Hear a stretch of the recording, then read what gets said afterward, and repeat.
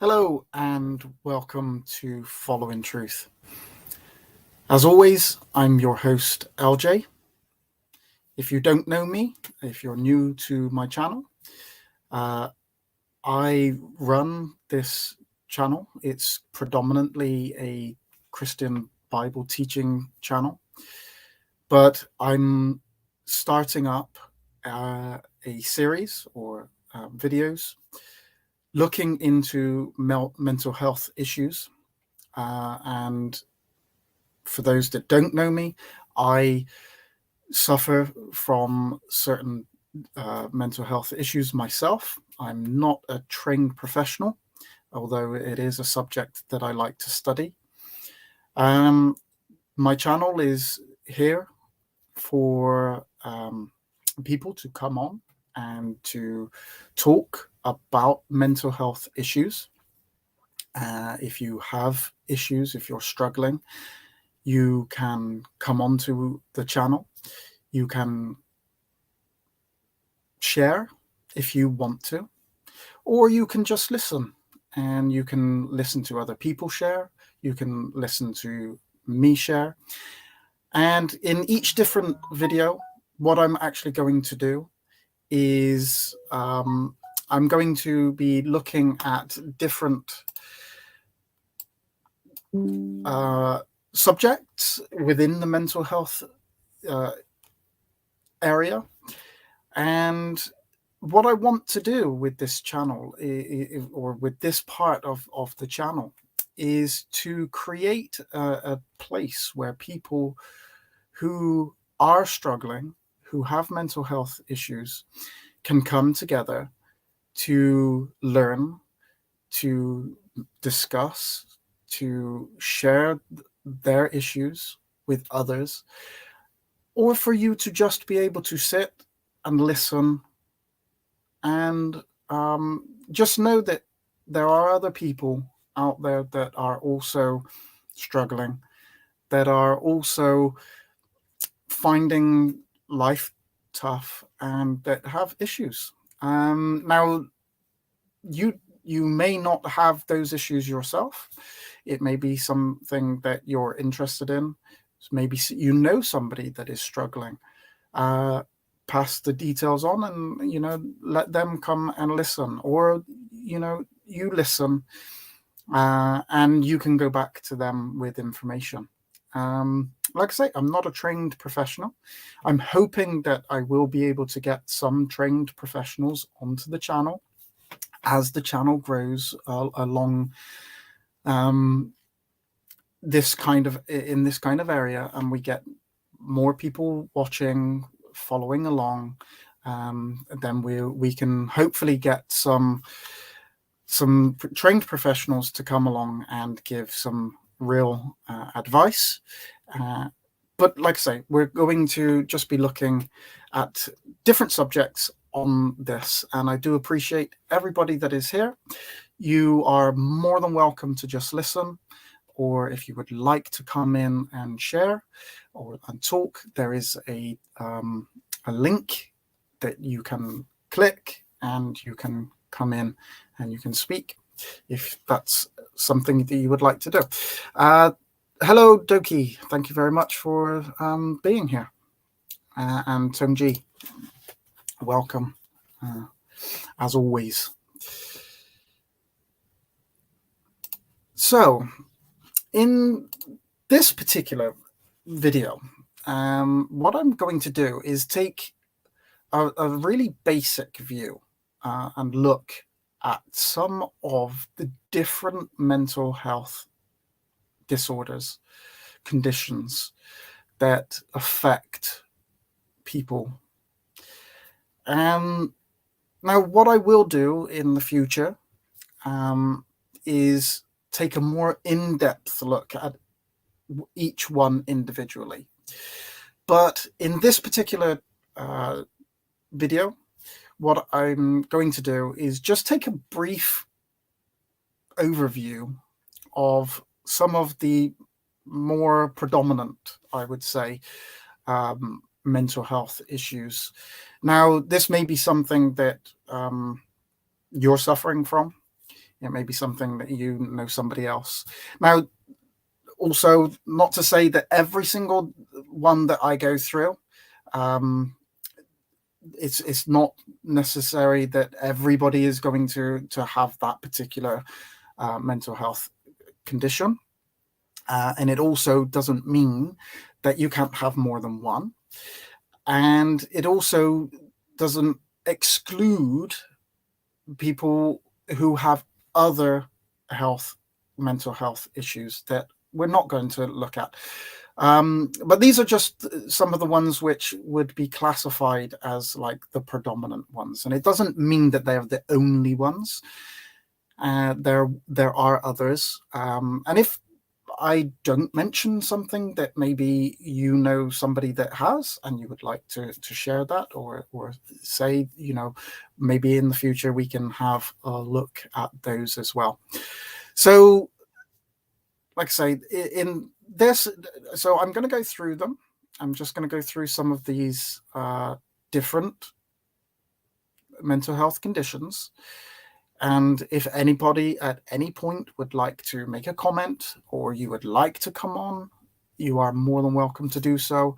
Like I say, there is the link there. And obviously I will try to address comments as they come through. If you want to make comments, you can do so. And you are more than welcome to just sit and listen and, take in, regardless of where your position is, whether you have mental health issues or whether you don't. Now, you'll notice that probably the way that I'm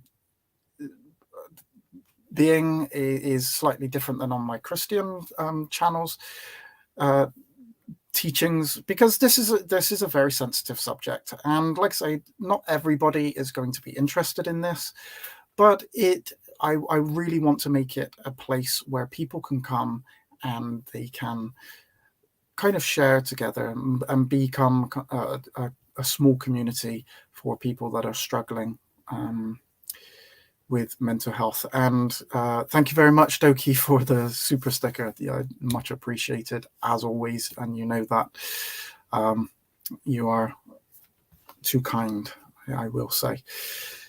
It is much appreciated. Okay, so like I say, these are subjects. These are tough subjects. These are delicate subjects for people. It's not easy for me to go through them, to be honest, because I myself suffer from certain mental health conditions. So this is a difficult thing for even me to do.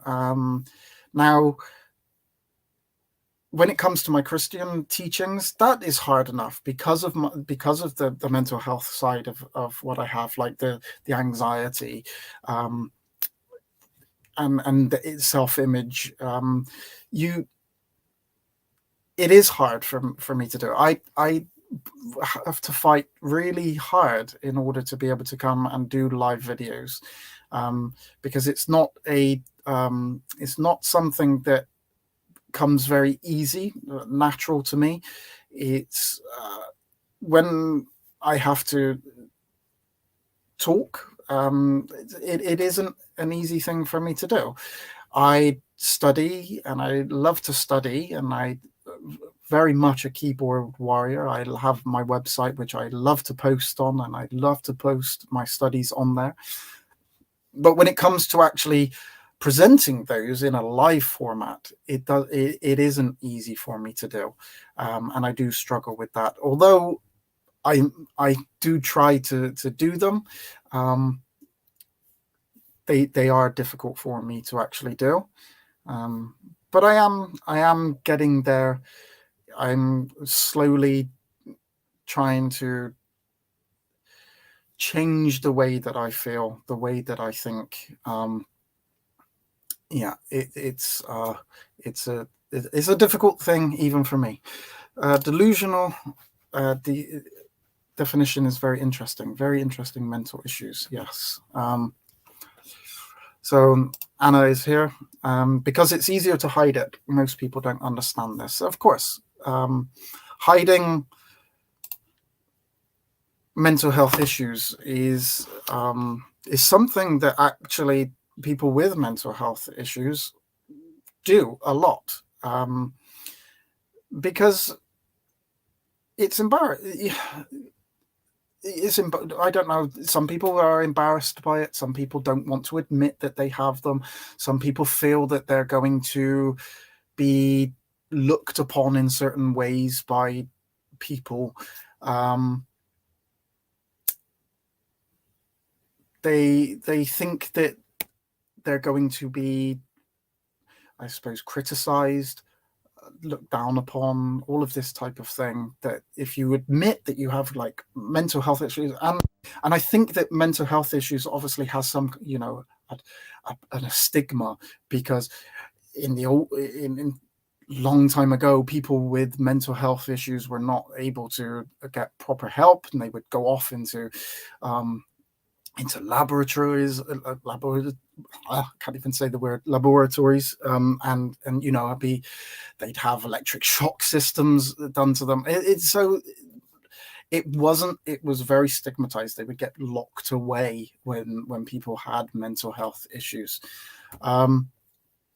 So yeah, it's a difficult thing. And the easiest thing is to put on a happiness mask and pretend that everything is okay, but unfortunately it isn't. And when we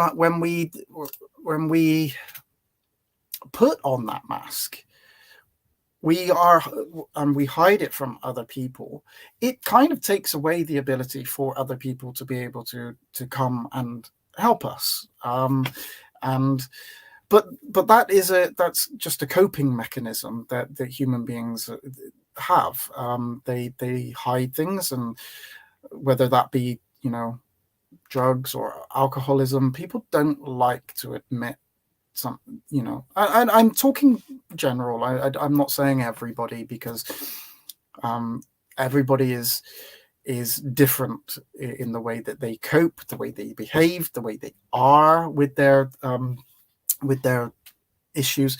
Some people are open to the fact that they have mental health issues and they want to get help. Some people just don't want to get help.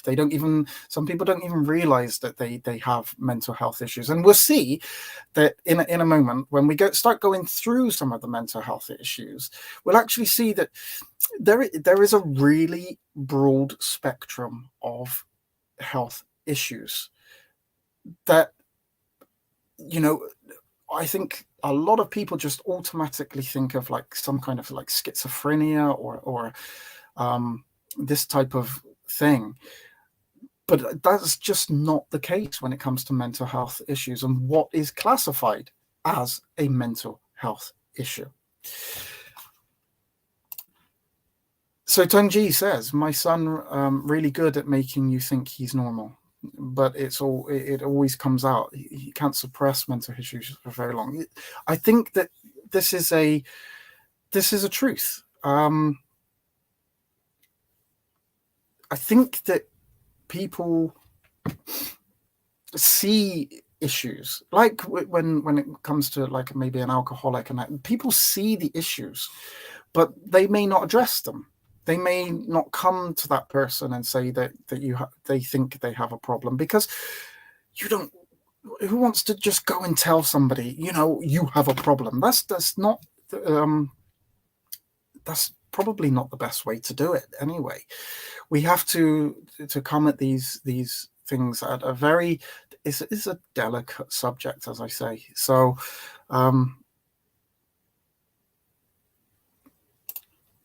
Yeah, that is working in retail. If people put on that mask when they're when they have to work. I think a lot of people put on that mask wherever they work, and it is a very, very broad spectrum. The spectrum of mental health issues is very broad, and we'll have a look at that now. So I've basically done enough talking. Let's go and have a look at some of these mental health issues. And like I say, anybody that would like to comment, anybody that would like to come on, feel free to do so. I know that my last video, my first video, got quite a few views after the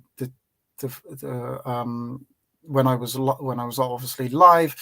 It is a thing that people went and watched. So I know that maybe people will watch this video in not live. They will watch it in the future, and please subscribe,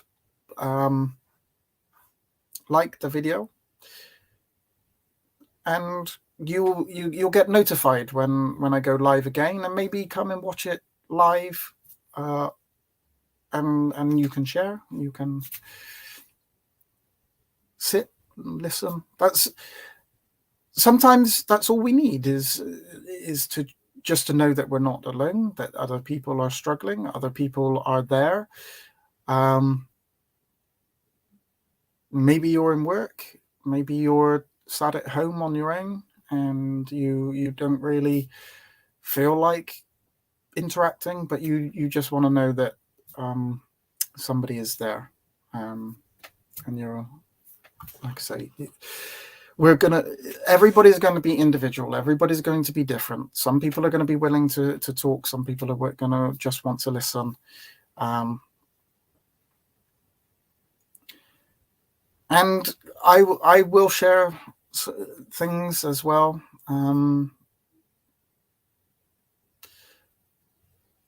But like I say, it is even hard for me to do so, because it is a subject that, I have put a mask on.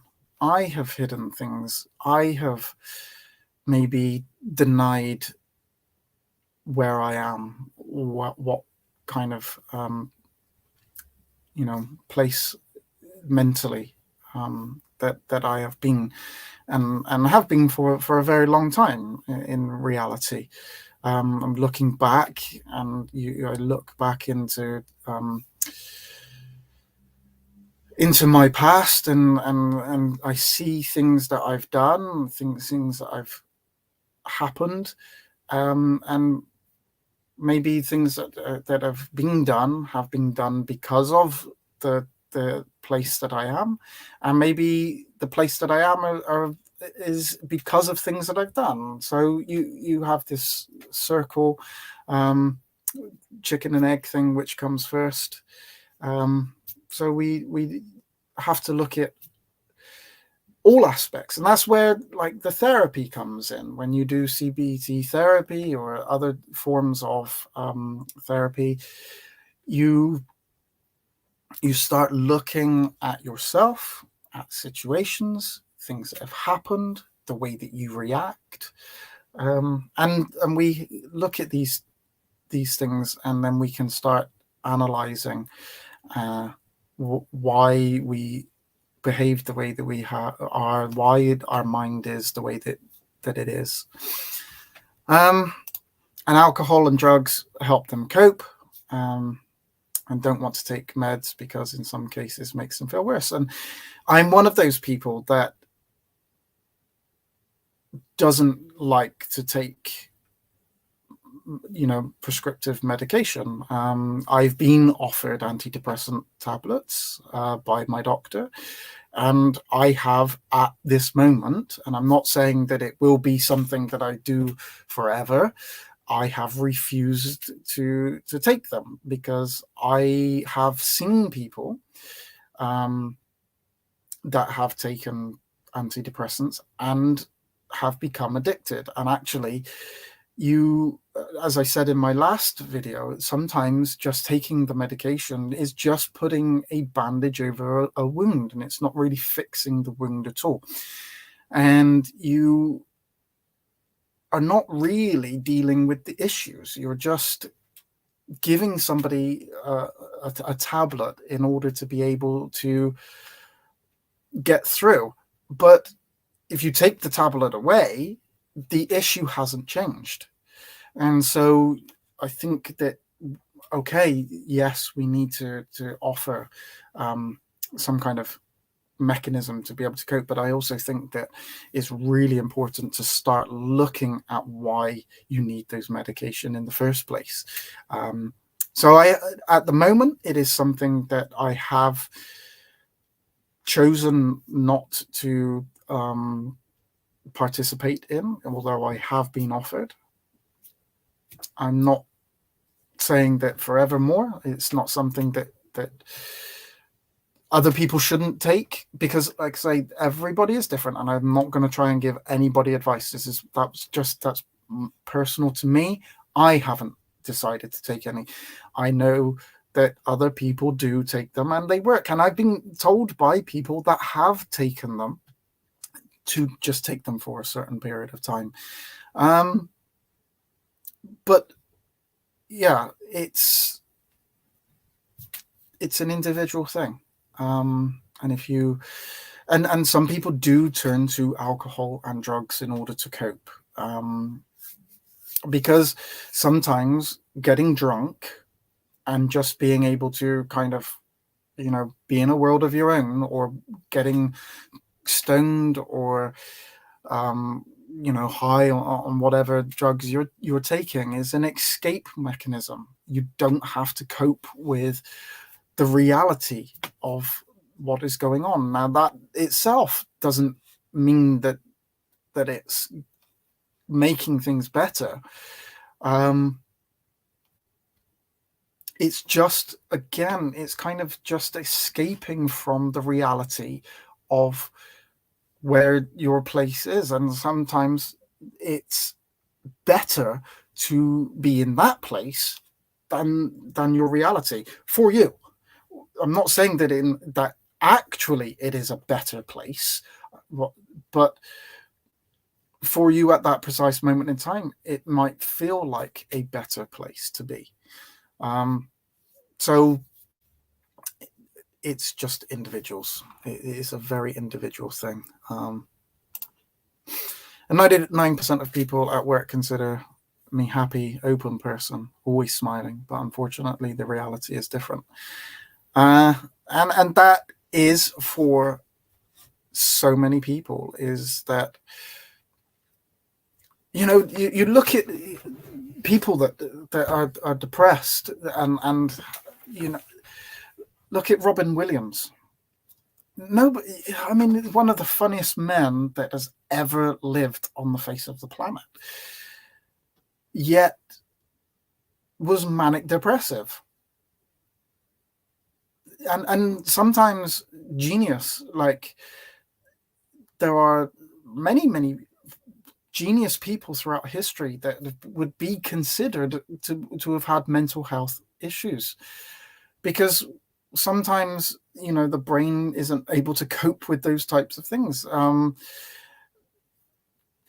When we go down to, like, I'm going to use football as soccer for our American, those that are watching from America, because I like football, I like soccer. It is something that I can use, but when we go to really world class, and it does again, it's not going to affect everybody, but look at people like Diego Maradona, George Best, Paul Gascoigne. These were elite level football players, some of the greatest footballers that have ever lived. Diego Maradona, probably for a lot of people, was the greatest footballer certainly of his generation, but of all time, and yet was a drug addict, an alcoholic. George Best, the fame took him, and he was an alcoholic. Paul Gascoigne, who for me is literally one of, you know, he was one of my footballing heroes when I was growing up. Was is when you see him in interviews and everything, he's like so funny, and he's always cracking jokes, and yet was manic depressive, addicted to all kinds of different substances. So it's very difficult to sometimes look at somebody and know that they have anything wrong with them, because people are able to hide it. And returning home after work and closing the door behind you, the normal reality begins. The first thing is to cry. These are things that people have to deal with when they're on their own. They're happy and all when on the face of it to other people, but you know, alone, it's a completely different story. And sometimes we don't we don't share that. I had a drink somewhere. Just put it down. Never mind. Get it in a moment.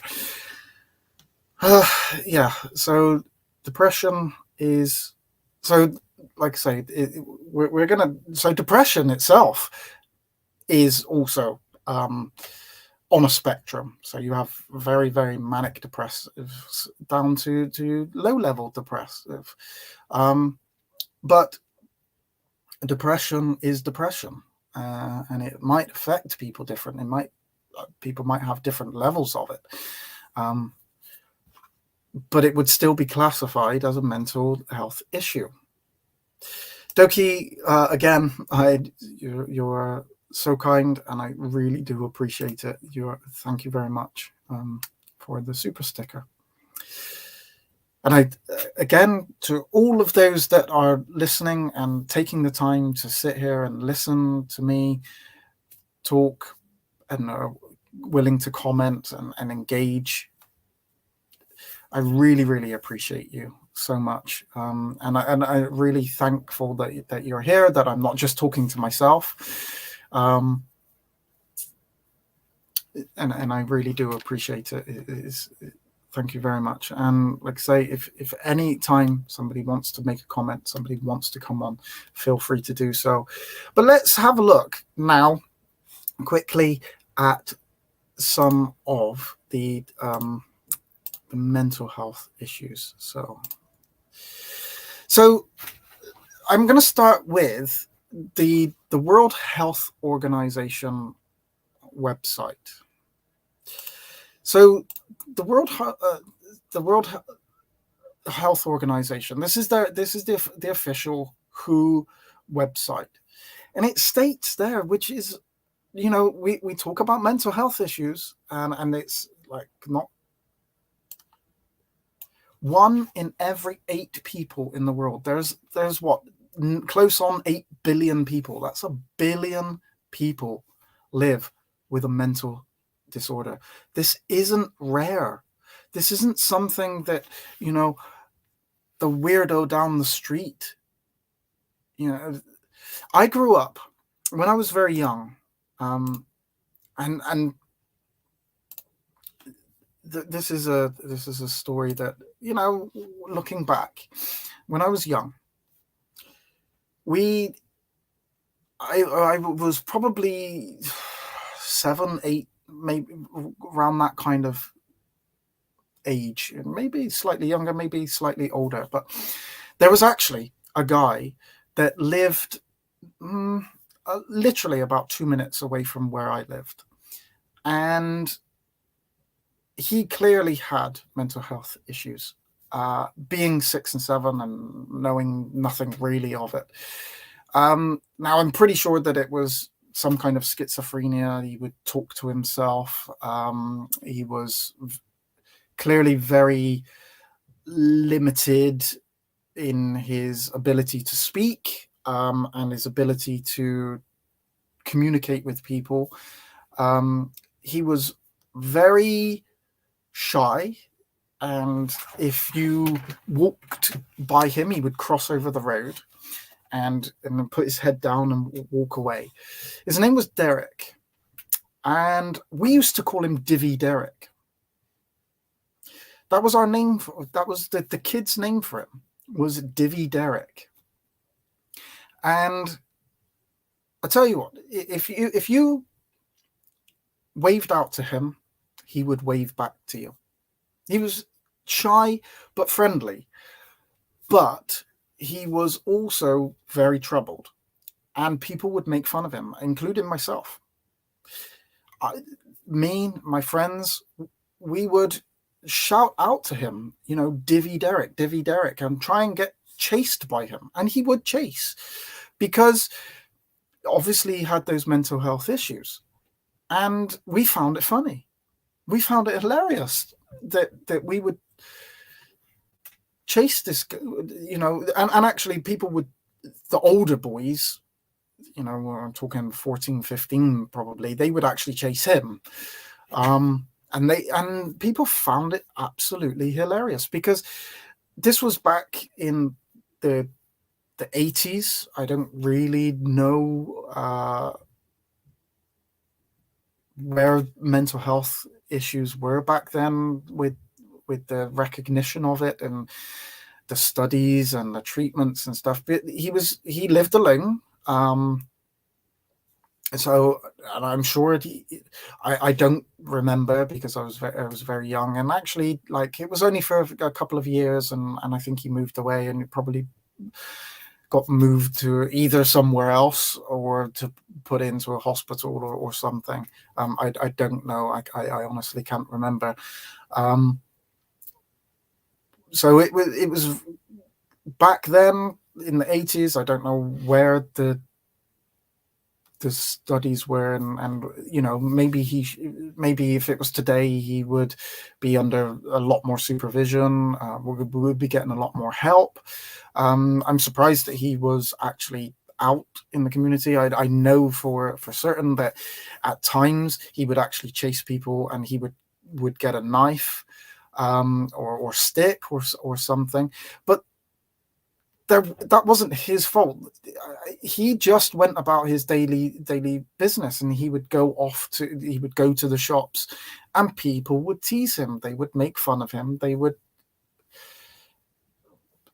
would cause issues for him, and myself included. I was young, somewhere between 6 and 10. I can't really remember. I had no idea of what I was actually making fun of in reality. Just a young kid who thinks that things are funny to get chased by people, to make fun of other people that are different than you, and you don't really understand. For him, that it must have been really difficult for him to deal with that on a daily basis, with not just dealing with the issues, the mental issues that he had. And I don't even know that I would say I understand today what mental health issues he had. But he was obviously dealing with things, and yet he also had to deal with society, people who were causing him issues. But back then, it just wasn't something I would even think about. But like I say, when we go to the World Health Organization, now that's today. I don't know what it was back in the 1980s, but 1 in every 8 people in the world is living with a mental health disorder. 1 in 8. That's 1 billion people close on.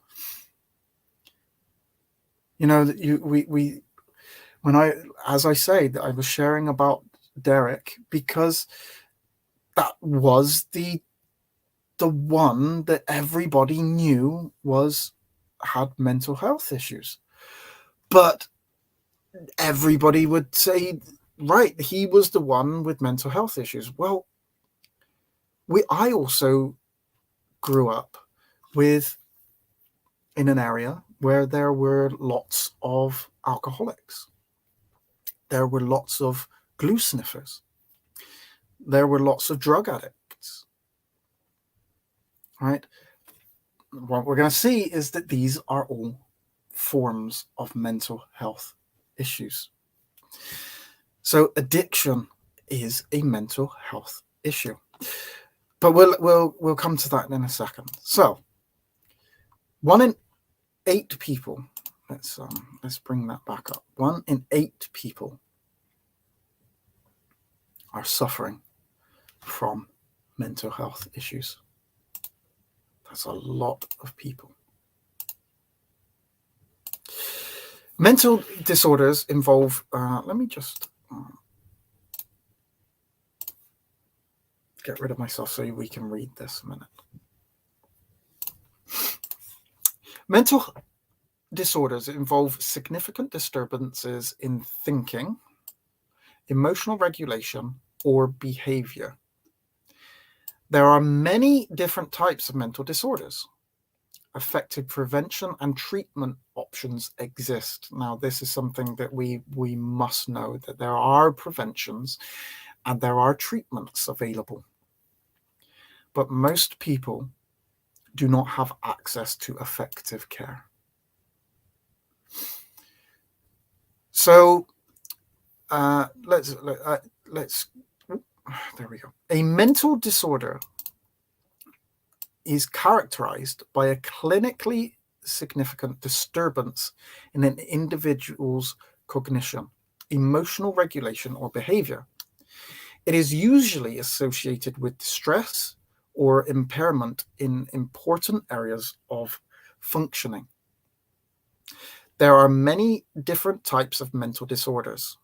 Mental disorders may also be referred to as mental health conditions. The latter is a broader term covering mental disorders, psychological disabilities, and other mental states associated with significant distress, impairing in functioning, or risk of self-harm. This fact sheet, so this is on the World Health Organization, the fact sheet focuses on mental disorders as described by the International Classification of Diseases, the 11th revision. In 2019, so this is a few years, and I would suggest that the pandemic has probably increased this. So I don't want to make claims, but I would suggest that the pandemic has actually increased this. In 2019, so this is 4 years ago, 1 in every 8 people, or around about 970 million people, close on 1 billion people around the world. And this is just the ones that have obviously been identified around the world living with mental disorder, with anxiety and depressive disorders the most common. In 2020, the number of people living with anxiety and depressive disorders rose significantly because of COVID-19. All right, okay, so actually it states that that there was an increase. So that could be that there's an increase in now.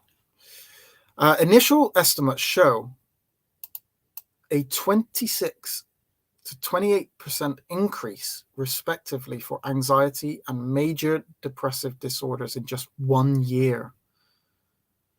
While effective prevention and treatment options exist, most people with mental disorders do not have access to effective care. Many people also experience stigma.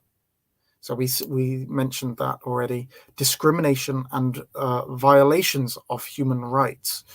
And this goes back to the whole, putting people into asylums and things like that. So in this country, it is very difficult to get evaluated as an adult. Best to get it done as a child if you can, because as an adult, no one can help you but you. Yeah, obviously in America, I don't know all of the ins and outs of all of the kind of information that's available, and the treatments and diagnosis and everything. I know that obviously in England we have the National Health Service, where diagnosis and stuff is probably maybe a bit easier because it's free. You can go to your doctor, and so yeah, maybe in England it is slightly easier. I'm not sure, but it's certainly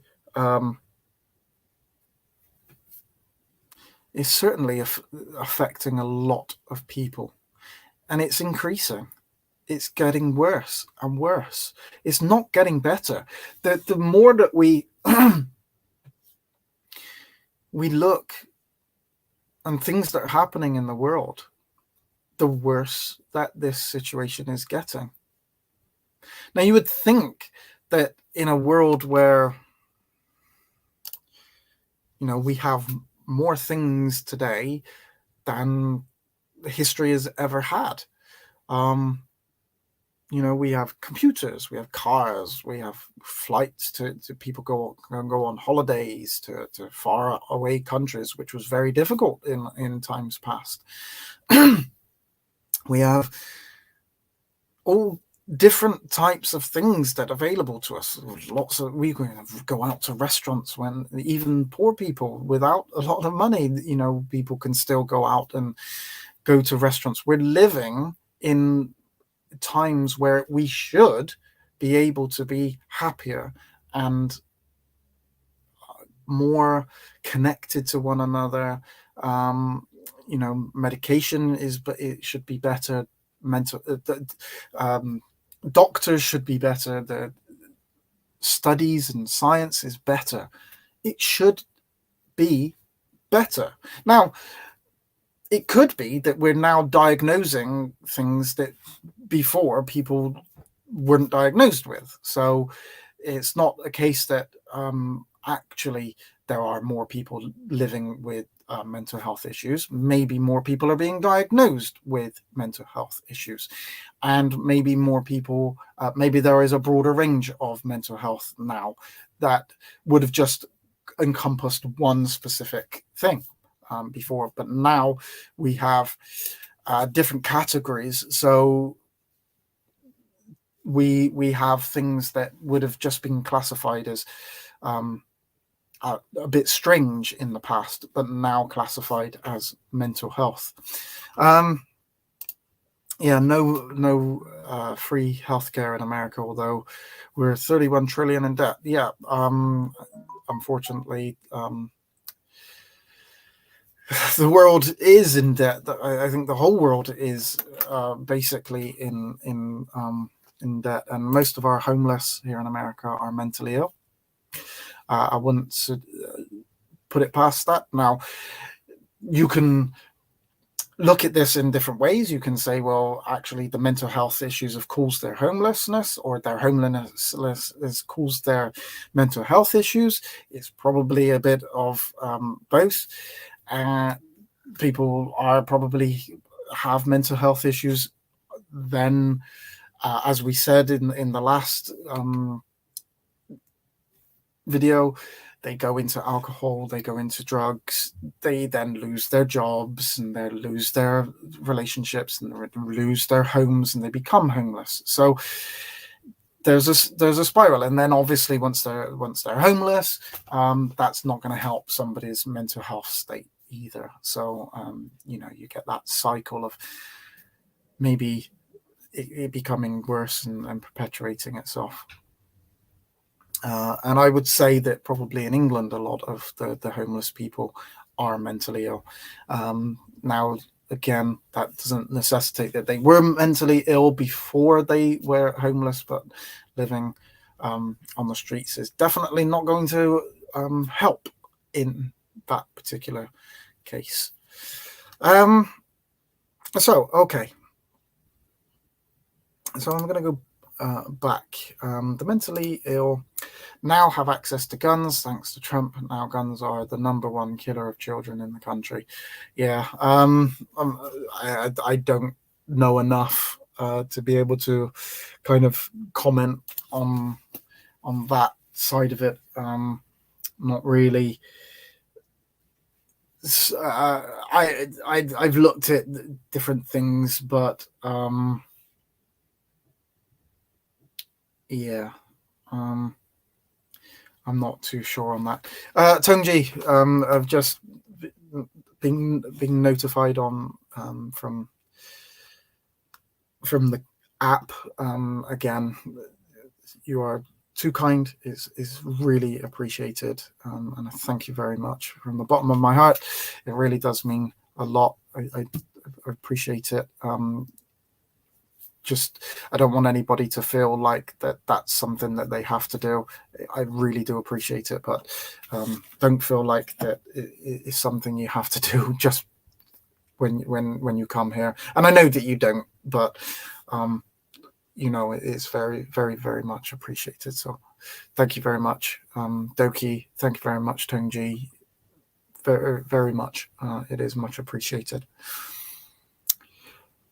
Okay, so yeah, let's. It's kind of when you let that sink in, that 1 in 8 people. I mean, you've probably got more than 8 people in your very, very close knit family and friends. The likelihood is that somebody there is suffering. Somebody is in there, and I mean, we've already seen with Tongji that we do know somebody, very close to us. Normally, we're going to find somebody, and you're welcome about me trying to educate.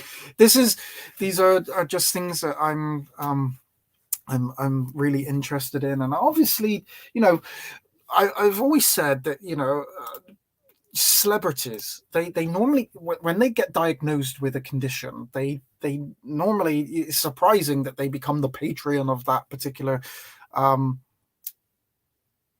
that particular charity, or they give funding to that particular thing. Is not unique. I always used to think that, but it's true. I mean, so things that affect us, things that are directly affecting us, they become things that we're interested in, and that's why we are maybe spend more time, more money, and more education and that on the things that really affect us. I mean, there are millions of different charities in the world. There are different things that that affect people, not just mental health issues, but that's what we're discussing here, because for other people, they will go to other different videos and different studies for that type of thing. But for me, it is an issue that affects me. It is an issue that I'm obviously interested in. So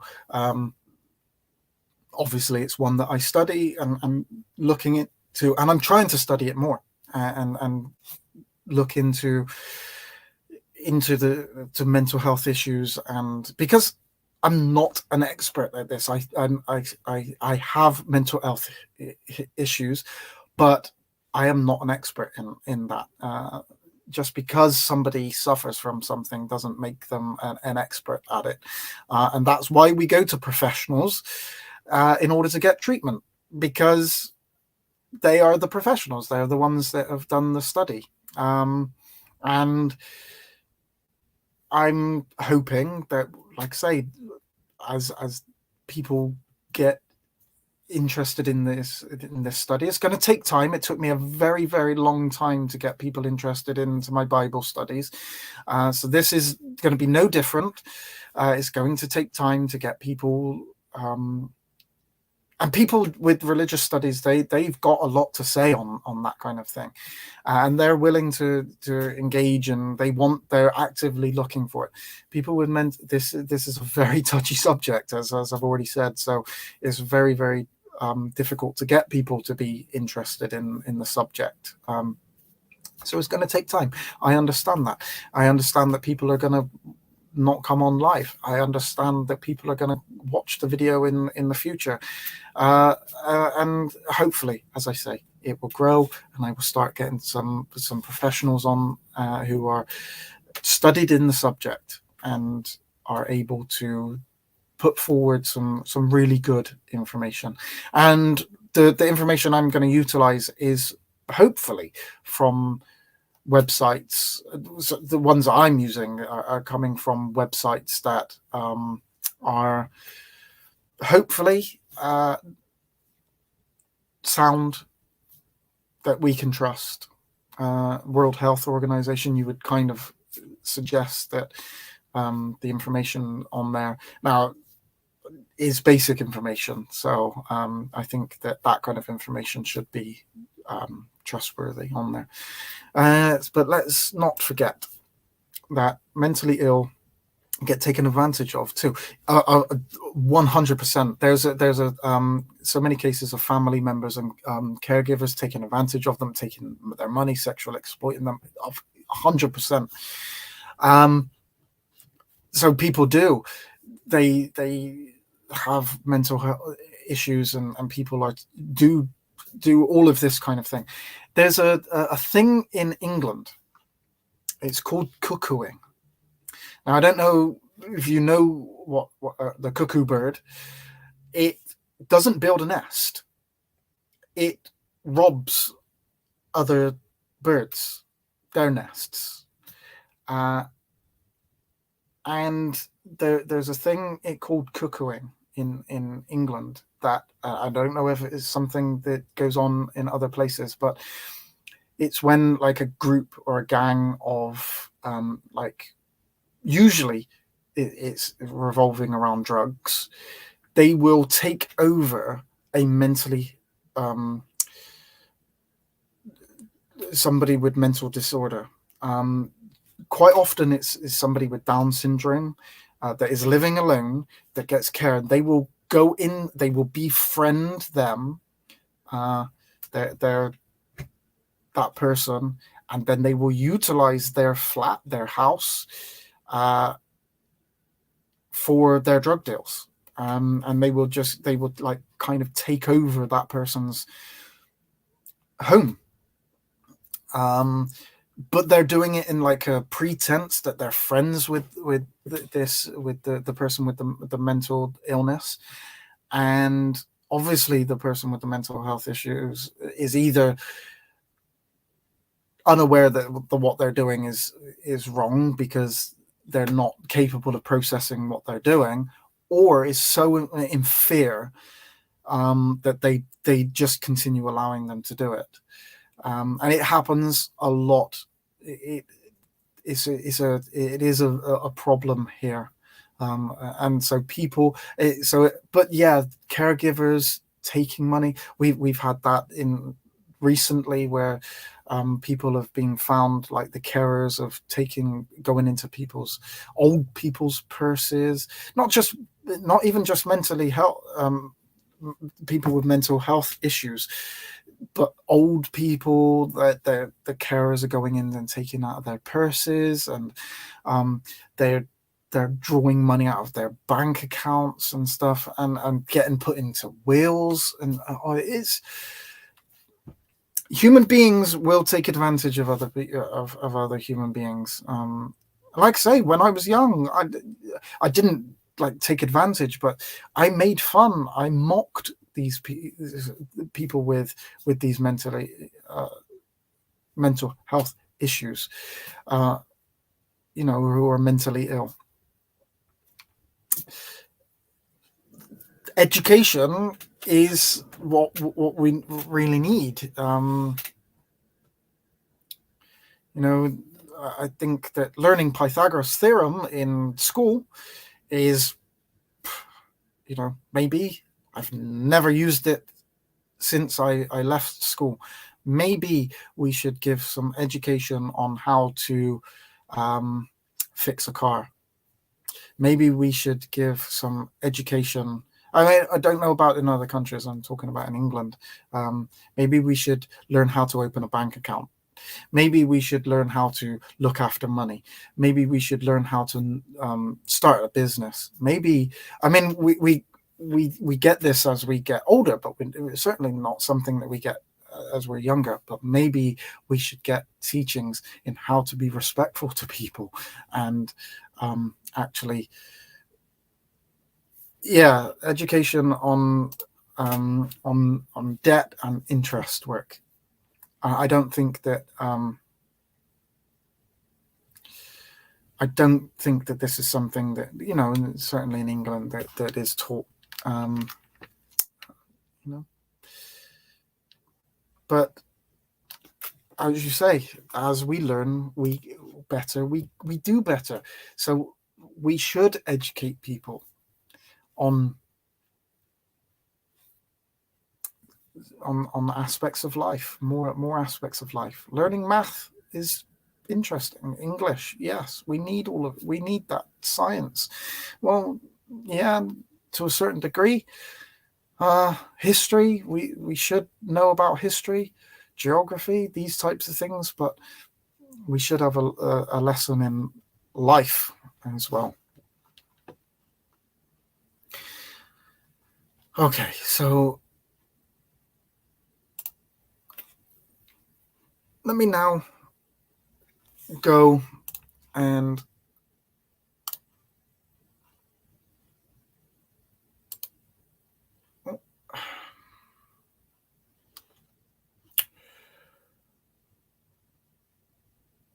so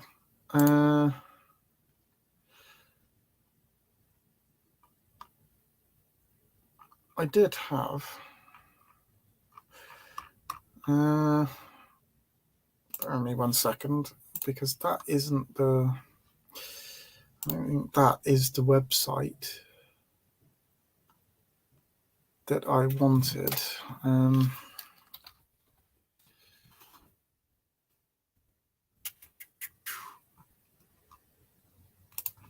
I think it is, but it's the wrong page. That is the website. That is the. So this is a website called Mind. Let me. So there you go. So this is the page that I wanted. So this is mental. So types of mental health problems, and so I'm not going to do these detailed. Maybe I'll go through in another video. Go through each one kind of more in detail. Maybe we do a whole video just on one particular mental health condition, issue, problem, whatever you want to call it. But so these are the first. So anger is classified by Mind. Now, these were the ones that actually arranged for my own personal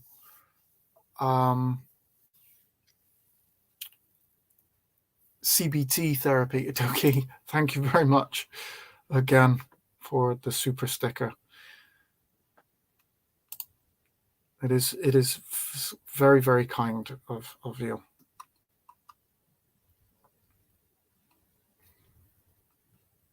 It is much appreciated.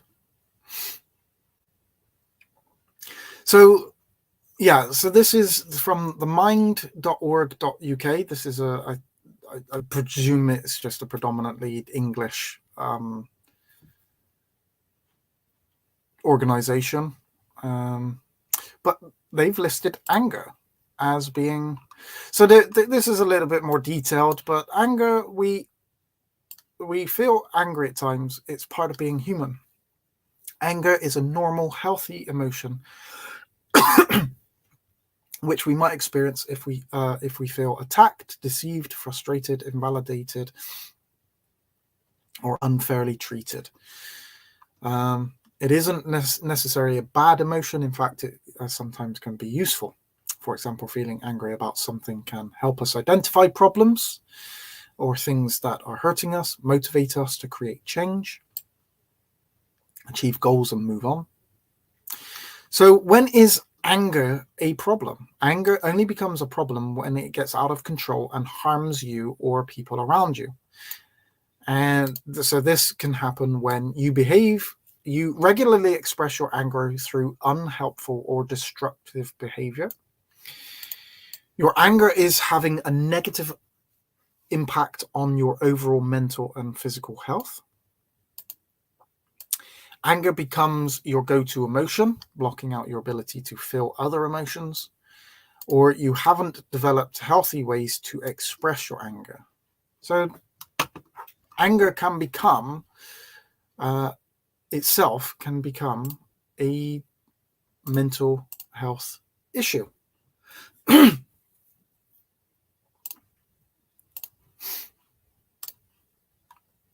Anxiety and panic attacks. Now, anxiety is something that I personally suffer from, but anxiety is what we feel when we are worried, tense, or afraid, particularly about things that are about to happen or which we think could happen in the future. Now, like I say, this is something that I suffer with, so it becomes difficult for me to actually go and do things that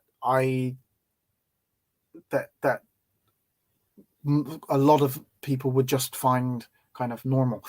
Speaking here, it fills me with anxiety. If I had to go and do like a talk somewhere, now I know that that's kind of extreme, because I think even people without kind of mental health issues would find that would be anxious about that. But sometimes just going and meeting a new person, somebody that I've not met before, will fill me with dread. Even going and doing things that I want to do because there will be people around actually makes things difficult for me to do. Even just going somewhere where I know that there is going to be a group of people, even though they're my friends. Sometimes, like if I was meeting friends, sometimes going and actually getting out of the house and going to meet my friends causes me anxiety, and sometimes I won't actually go because I feel like sometimes, like, my friends are their group and I'm kind of the odd one out. Now I know that that's not true, but that's something that you tell yourself. And so sometimes you don't actually go and be with your own friends because it's difficult for you to actually go. Or being in a group where you know that there will be other people around that you've not met before. That's difficult for people with anxiety. And again, I know that the medication Xanax helps with anxiety. It isn't something that I've gone down the lines of taking or something I want to do at the moment. But it is a natural human response, and now it's just when it becomes an issue and it stops you from doing things, this anxiety. So if it stops you from actually doing your normal everyday life, it used to affect me in one of the jobs that I did not long ago. I would get terrible panic attacks knowing that I had to go to work. I had panic attacks in work.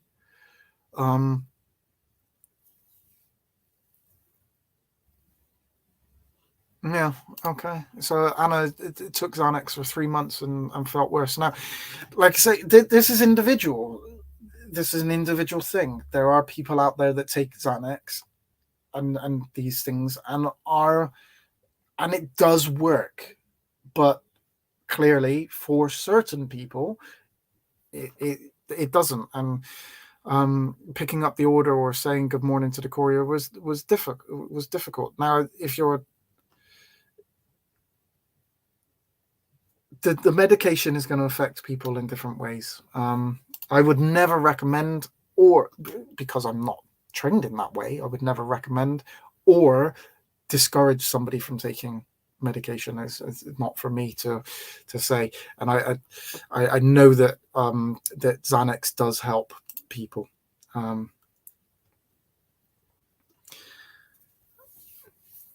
Yeah, it is difficult, Tunji.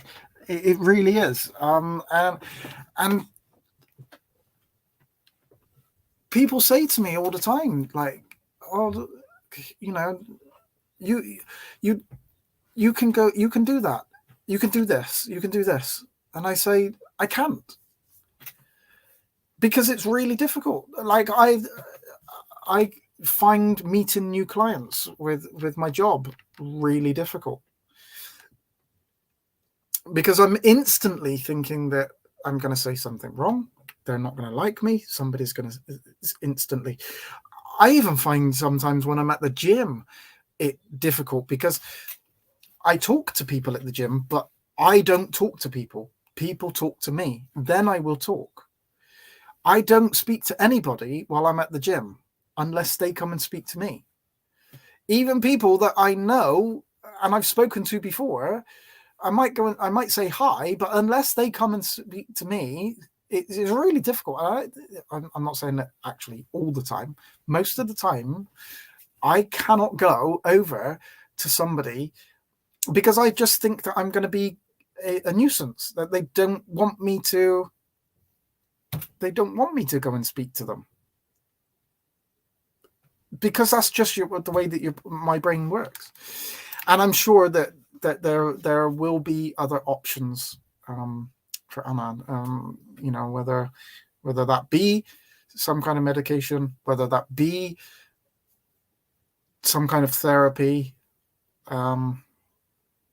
and hopefully maybe somebody, when I eventually get some professionals on here, maybe a professional from here just saying something, or maybe going on one of these websites that we're going to look at in the future, and maybe this one, Mind, like I say, this was the one that I contacted,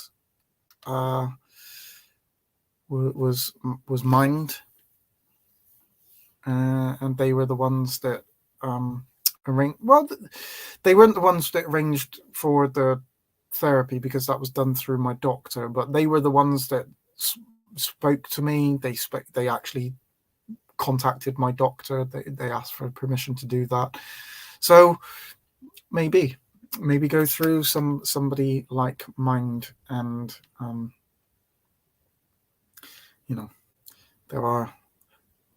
there is help available. That's the main thing. Yeah. So when anxiety is a mental health problem, your feelings of anxiety are very strong or last for a long time. Your fears or worries are out of proportion to the situation.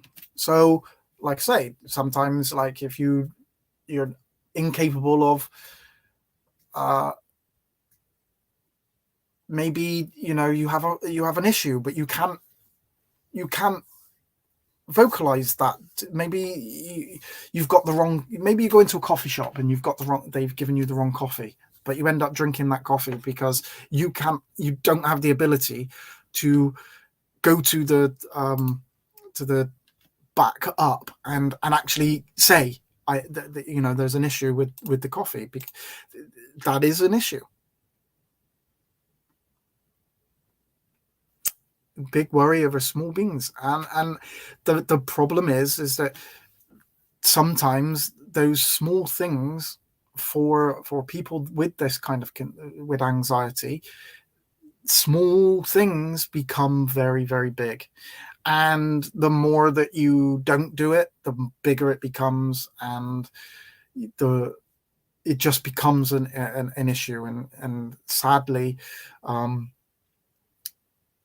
you then create that issue in your head, and now you've said, right, I can't do something, and now you can't, because you've told yourself over and over and over again that you can't do it, so you can't. it just becomes a self-fulfilling prophecy. You avoid situations that might cause you to feel anxious. That's exactly the things that I do. I avoid the situation that is going to cause me the anxiety. I don't do as many videos as what I would really like to do because I'm worried that I'm going to say something. And you'll probably notice in even way I'm talking in this video, I am not a professional. I don't want to say something that causes offense or gives somebody information that is not correct. Now, when I do my Christian videos, I have issues that people are going to disagree with me. Now, I don't mind it so much people disagreeing, but confrontation, I don't want people doing it, and I'm scared that I'm not going to have an answer. So I don't do as many videos as what I would like to do. There are people that do their videos every single day.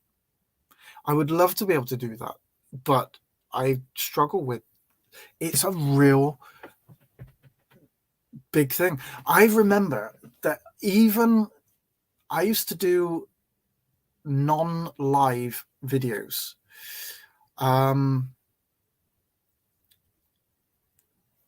used to do non-live videos, and it used to take me sometimes 30 tries to do a video.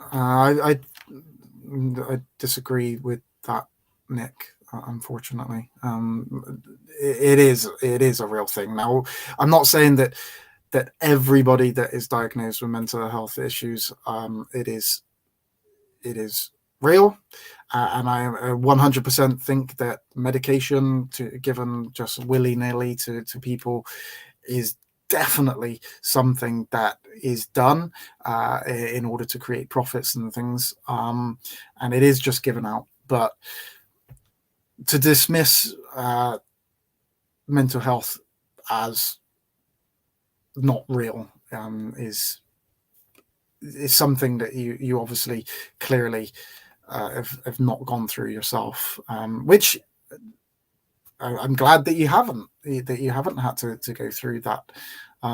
Mental health is an issue. It is a reality for people. It isn't something that everybody that is diagnosed with has a strong issue that they're dealing with, and maybe medication is over prescribed to people and it's too easy to get hold of. But that certainly doesn't take away from the fact that there are people out there that are suffering from mental health issues, because mental health is just a fact that there are people who are depressed. There are people that have anxiety issues.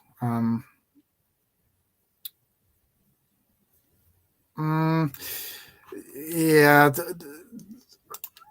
I'm not sure that that's true. Whether schizophrenic people diagnose themselves as having something, I'm pretty sure that there are people out there with clinical schizophrenia that are not self-diagnosed or delusional in the sense that they've created the issue for themselves. The thing is that the problem is that with this type of thing is that once we pander and we give medication and we just accept that anybody that wishes to say that they are they have a mental health issue or something, and you clearly are that there are people that are given it without really having mental health issues. But once you just allow that to say, right, okay, well, that, because that one person over there is clearly not mentally ill, and but you've given medication to them anyway, that does not take away to the person that really does have mental health issues. And if you just dismiss it completely, that you just say, right, well, every person that is diagnosed with mental health issues is lying, is incorrect, doesn't have a mental health issue. I think that you now start to take away from the reality. And I think that there is probably somewhere in the middle where mental health issues are overdiagnosed, and so it makes people think that, you know, there isn't mental health issues, but it really just doesn't take away from the fact that there are mental health issues out there.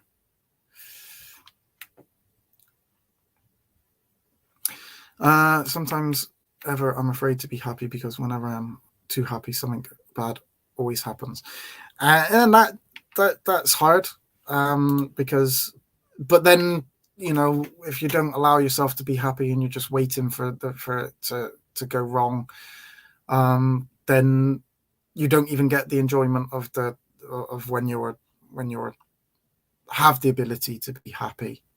So I think that we should not ignore or dismiss those times when we can be happy. I wonder if Biden has a cocktail mix of many mental things. Not being capable of running a country is definitely one of them, I would have thought.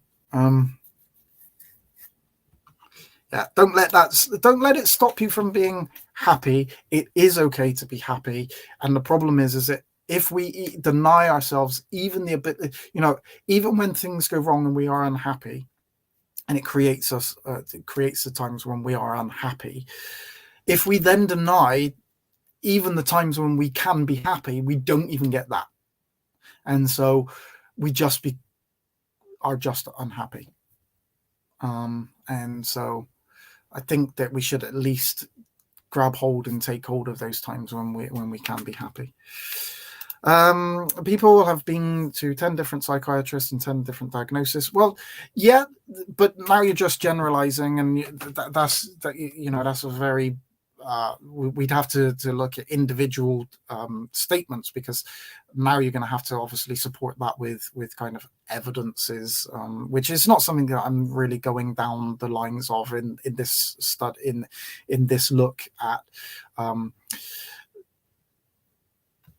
No, I don't believe that they are just normal behaviors either, and maybe they are for people, because, you know, most people get anxious, most people get unhappy, but there are I have Sharaz's book, and I'll go through. I'm quite happy to go through some of the information that is in that book, which I think is incorrect, but those are individual. Again, it's not something I really want to do in this particular study. So, because it is not something, like I say, it's not something that we're looking at specific in this. We're looking at the different diagnosis, the different types of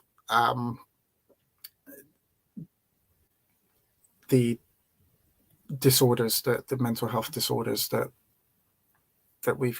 people have got. But yeah, this is like, yeah, again, no, I wouldn't dismiss that either, that people have been to 10 different psychiatrists and got 10 different diagnoses. Just the same as, obviously, Nick, we're both Christian. If you read 10 different Christian books, you're going to get 10 different answers to any topic in kind of Christian theology. There's so many different things out there, but yeah, I'm not going to deny that there will be people that have been misdiagnosed, and that there are different diagnoses for different people, but it does not dismiss mental health as a thing. It just shows that there is a broad spectrum of mental health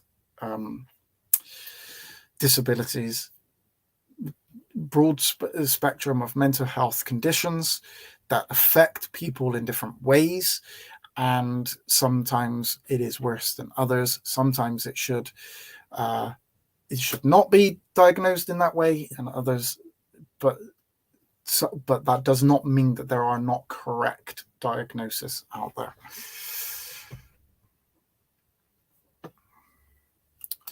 I believe in biblical times they didn't understand disorders, and they just believed people were possessed demons.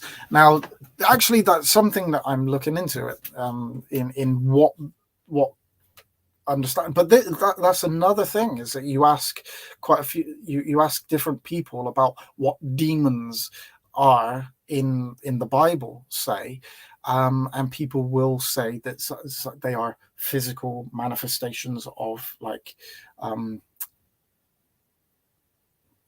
fallen angels which have possessed people, to mental health disorders, that people have epilepsy, or they had schizophrenia, or different types of mental disorders, and that they weren't actually physical beings that possessed them and everything. So again, that just shows that there are many differences and different opinions. Now, I don't want to, like I say, I'm not going to dismiss other people. And if people believe that mental health issues are just in the mind of somebody, that's fine. They're welcome to their opinion. That's not my place to say, and I don't want to be drawn into a debate on whether mental health conditions are real. And maybe that's something that we can look into, about the levels of diagnosis, and something that I will look into in the future. But yeah, right now, that's not the topic of what we're looking at. So I'm going to continue on with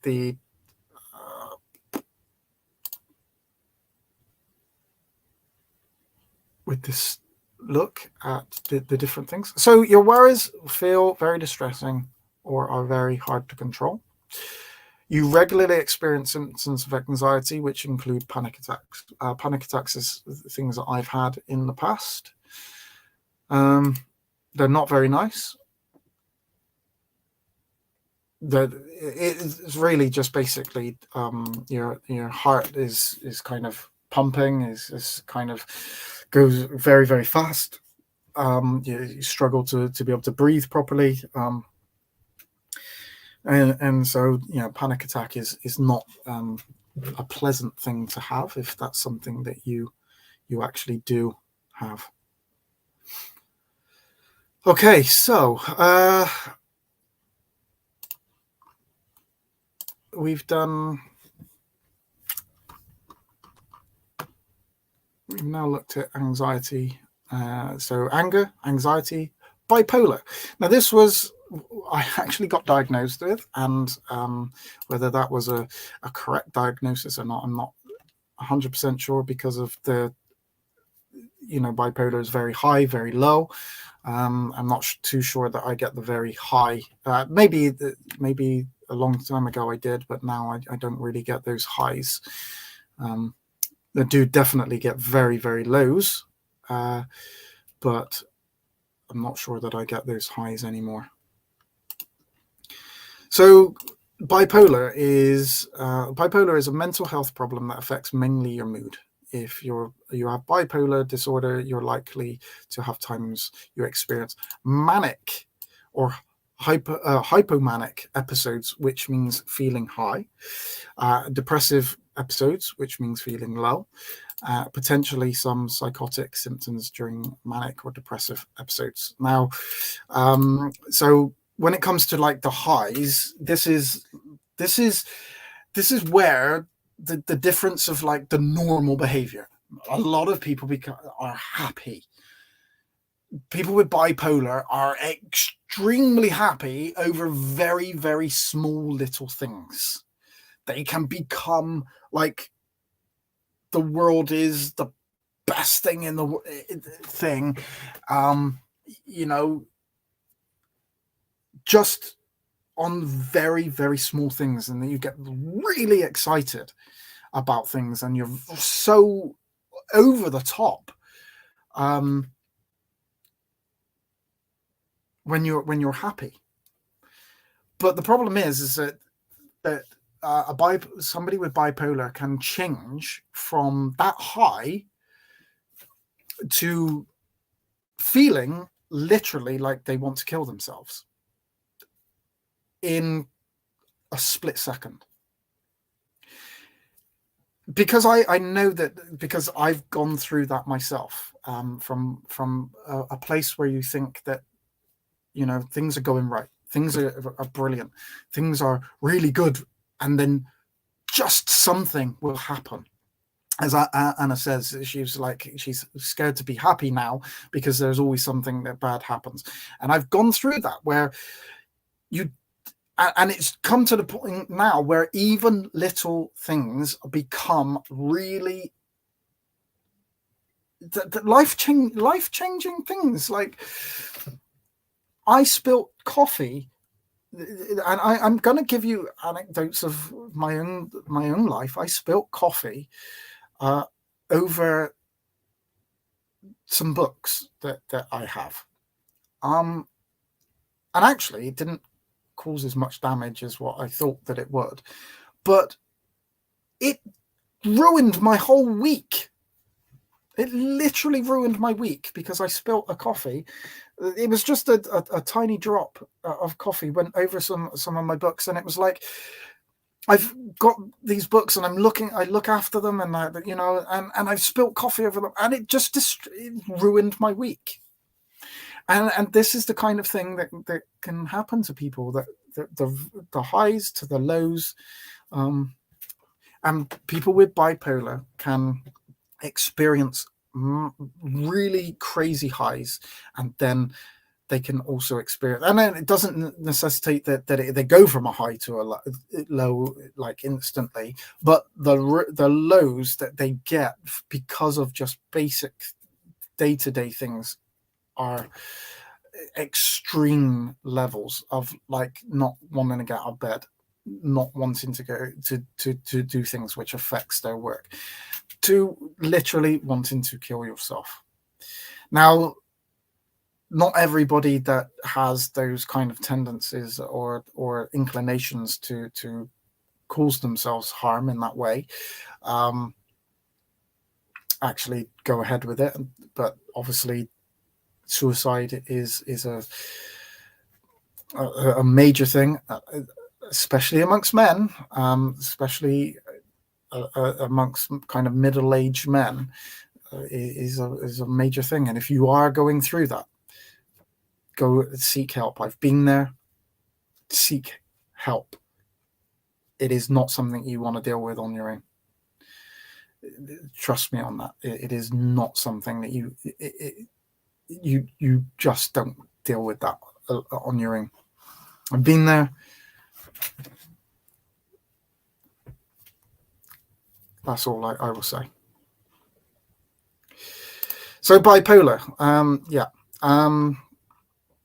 and so you might find that people have misconceptions about about it, a negative or inaccurate image of bipolar.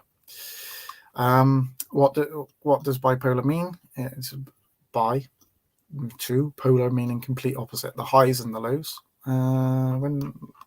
Where does it get to? You might want to think about the following. Show this people to people. What does it say about oh,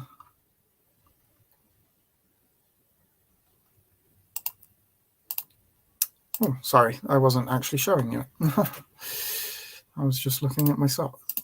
Yeah, I was looking for the thing when it says it might become a problematic, but it doesn't actually say. Anyway, so that's kind of bipolar. So that's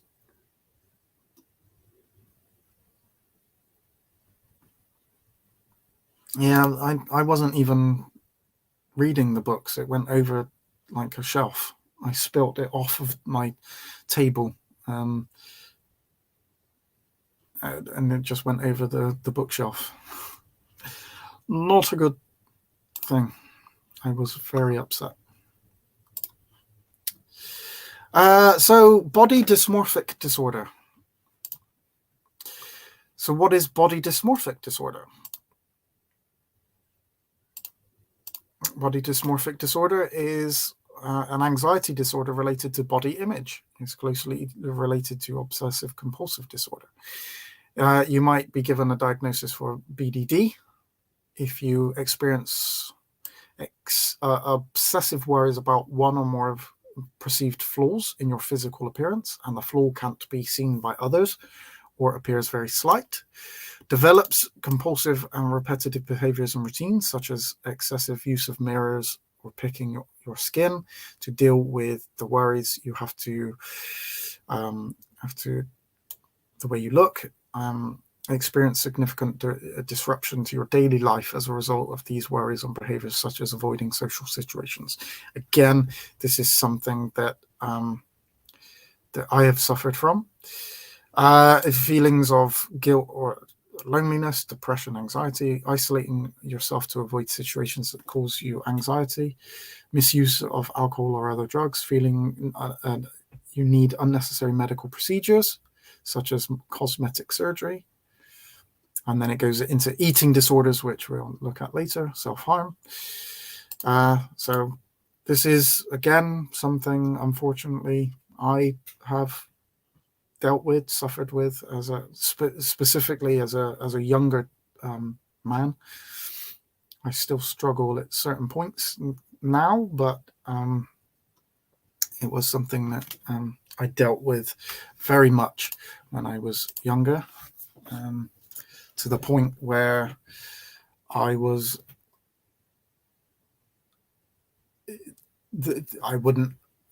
removed mirrors because I didn't like looking at myself. And I know, again, lots of people get to the point where they don't like their image or the way they look or whatever. But yeah, there were definitely issues that I had. And we'll get to the eating disorders maybe as we get on. So obviously looking at yourself and thinking that you have problems or issues that probably other people can't see, or maybe it's to an excessive point in you that you think is a problem, whereas other people don't. Oh dear, I just closed that down accidentally. Right, bear with me 1 second, because I just closed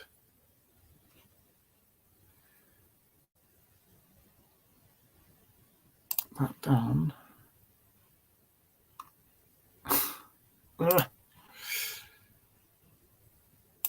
I accidentally closed the screen.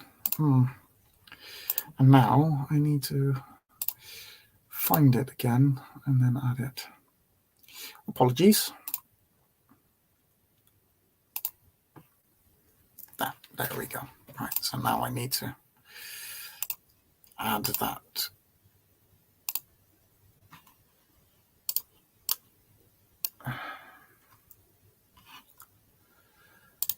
Right.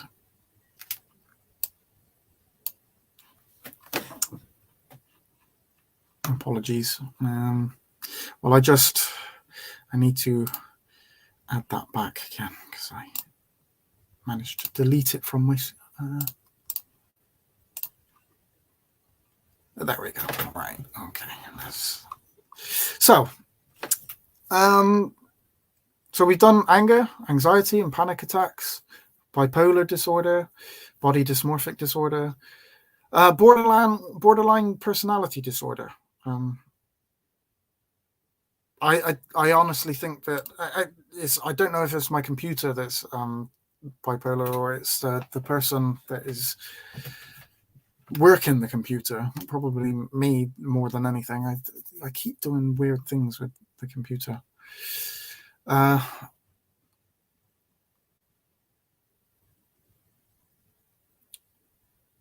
might suffer from borderline personality disorder, my computer, sometimes, I think.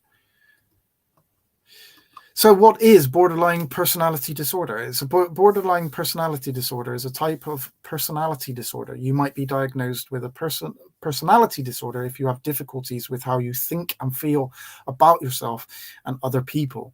And if these difficulties make it hard to cope day to day. Now, you see what some of these are very similar to one another.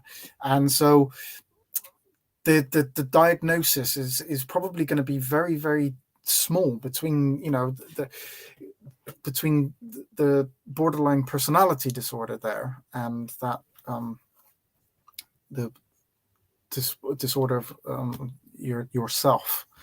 So you may hear other names for BDP such as emotional unstable personality disorder. When is BDP diagnosed? Feeling very worried about people abandoning you. And like you try very hard to stop that happening. Having intense emotions that last from a few hours to a few days and can change quickly. So this is just yet another disorder. Like I said, I'm not going to go massively into detail on each one of these.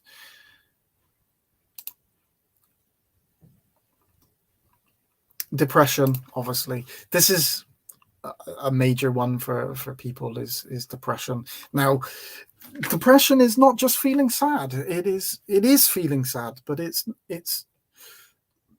not just feeling sad.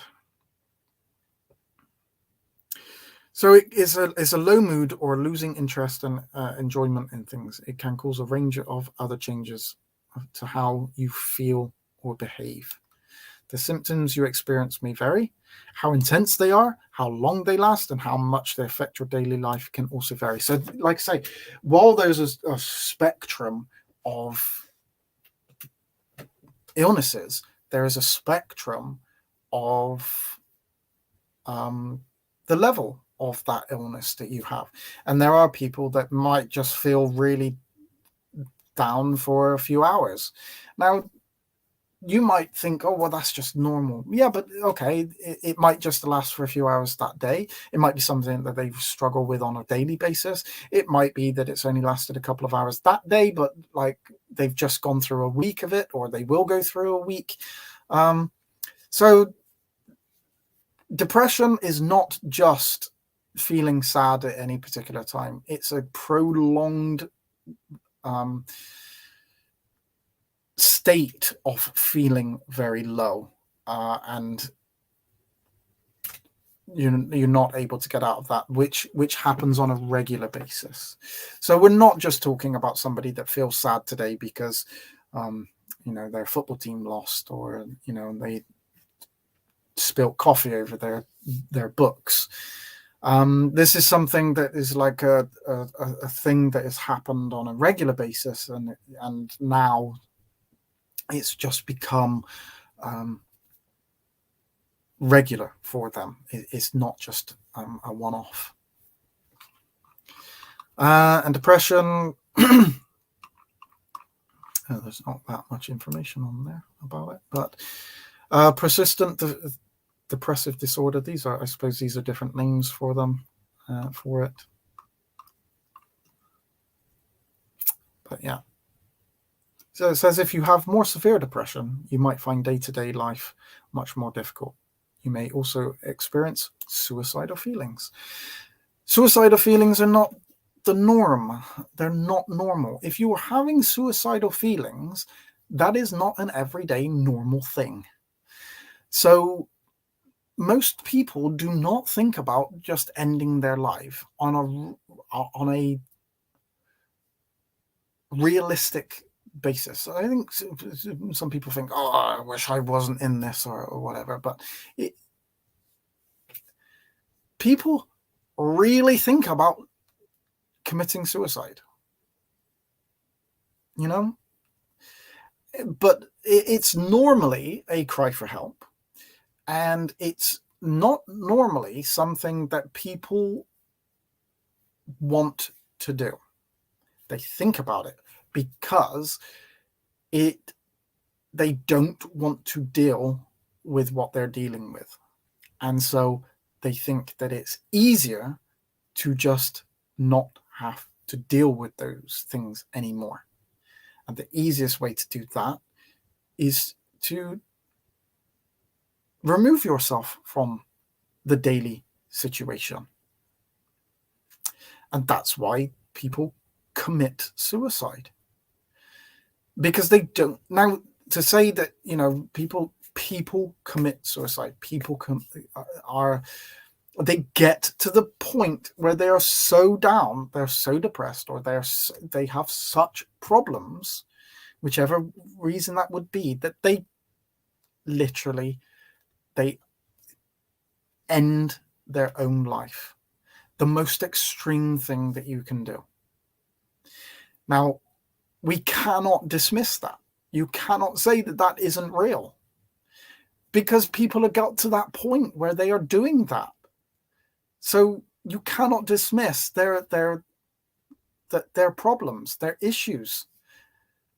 It's not a normal thing to do. That is not an everyday thing. So if people have got to that point, then there has been issues. And we can't dismiss that as not being a thing.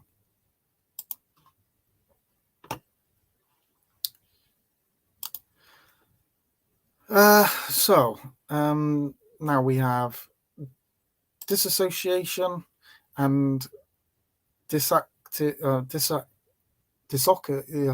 disorders. I don't even know what these are really, but many people may experience dissociate during their life. If you disassociate, you may feel disconnected from yourself and the world around you. Okay, so this is where you are literally you don't feel yourself, or you're not connected to the world. Now, many people might have that kind of thing. For example, you may feel detached from your body, or feel as though the world around you is unreal, and that is something that people do suffer from. But that's even one that I'm gonna have to look at, because it's not one that I even know too much about. Eating problems. Now, this is something, again, that I can identify with, because I've had problems in the past with that. I'm trying to be as honest as I can. I'm trying to be so people can see that it's okay to open up, but it's very difficult. It's hard even for me to come out with these things, because, like you say, there's an embarrassment, a stigma attached to it. But especially as a man, when I was younger, I definitely had I thought anorexia. I never really had bulimia, but anorexia. I had severe eating issues. I would eat and then go immediately for a run in order to burn off the calories that I just consumed. So these are issues. So, but it doesn't just go one way. It doesn't mean automatic that you're going to turn anorexic, but it can be. It can actually be the opposite way, and you can actually overeat. So it's not just an eating problem. So a lot of people who are sad and unhappy, they eat more than they should, and they put on weight, and they become overweight to the point of obesity, and that causes health issues and different issues as well. So eating problems. Hearing voices. Now this is like the kind of are we hearing voices, of what's going on? I can't state that because it's not something that I've heard. I haven't gone through, but it just means that people are hearing voices or many different voices when no one is present with you, or voices that other people with you can't hear. Now, I don't believe that this is something that we should just dismiss, that somebody doesn't go through this. Hypomania and mania, I don't really understand what those are periods of overactive and high energy behavior that can have a significant impact on your day-to-day life. So hypomania is a mild version of mania that typically lasts for a shorter period. Mania is a more severe form. It typically lasts for a week or longer. So again, this is one that I'm not even aware of. Loneliness. Now, so we all feel lonely from time to time. Feelings of loneliness are personal, so everyone's experience of loneliness will be different. One common description of loneliness is that we feeling we get when our need for rewarding social contact and relationship is not met. But loneliness is not always the same as being alone. So yeah, sometimes you can be in a crowd of people and feel very lonely because you're not getting the correct attention that you want, that you're craving for. Now, again, these are different levels of problems and issues, but they shouldn't be dismissed. We should look at every individual and each individual disease as well, disorder. So mental health problems, introduction. So I suppose that's just looking at different mental health. Obsessive compulsive disorder. Now this can affect people because of the way that it makes people act, in the way that they may have to go back to a door 50 times before they're able to leave the house to make sure that it's locked, even though that they've already locked the door. But this affects their everyday life. It might be that they have to check every plug to make sure that it's not on, it's switched off, or they turn off a plug multiple times to make sure that it's turned off. Now, again, like there are many times when I've gone back to the house and think, oh, have I left the oven on, or did I turn the oven off, or was the iron left on, or something. This is just like these are everyday things. When it becomes an issue is when it's not, you don't just, oh, did I leave it on today? And then you go back and check, and it's fine. Okay. And then you can all go off on your day. This is something that may affect somebody every single day of their life, or multiple times. that's when it becomes an issue. That's when it becomes a problem. Is we're not talking about something that is one-off, something that somebody does. We're talking about things that has to be done. They have to wash their hands 50 times a day. They have to wash their hands whenever they do something, and they get stressed and problematic if they are not able to wash their hands.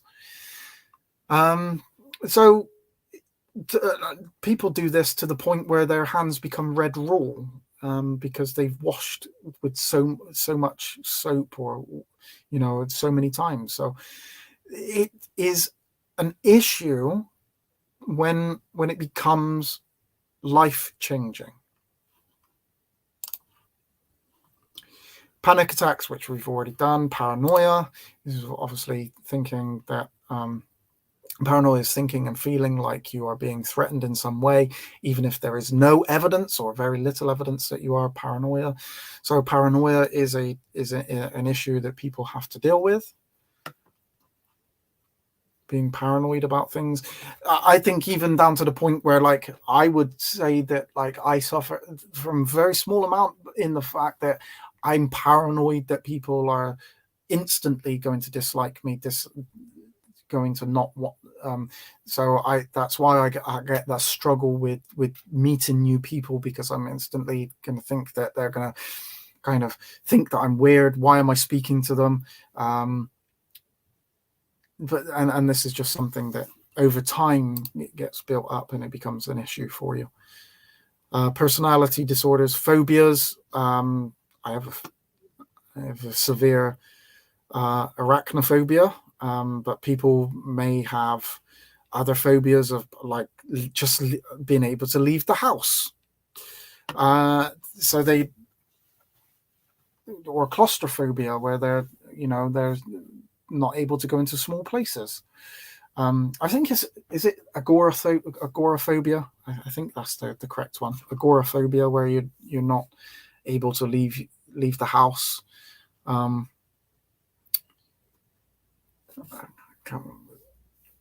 Maybe completely wrong. But yeah, there's many different phobias that people have that affect their life when it becomes effective, when it becomes to the point where they're not able to carry on with their everyday life. Postnatal depression, which affects a lot of mothers, to the point where, I mean, there was a case in Bristol, where I'm from, where a mother took her newborn baby from the hospital, and I'm just seeing that my internet is struggling. Hopefully you can still hear me. I'll try and just wait for it to come back. Apologies if you are new here. My internet sometimes does struggle. It seems to be coming back now. And if I do disappear, I normally come back within a short period of time.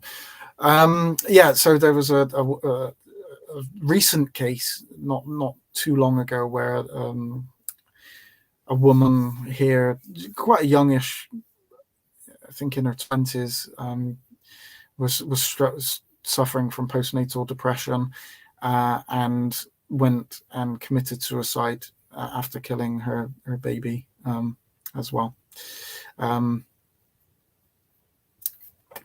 It happens. We can't dismiss this. We can't just dismiss it.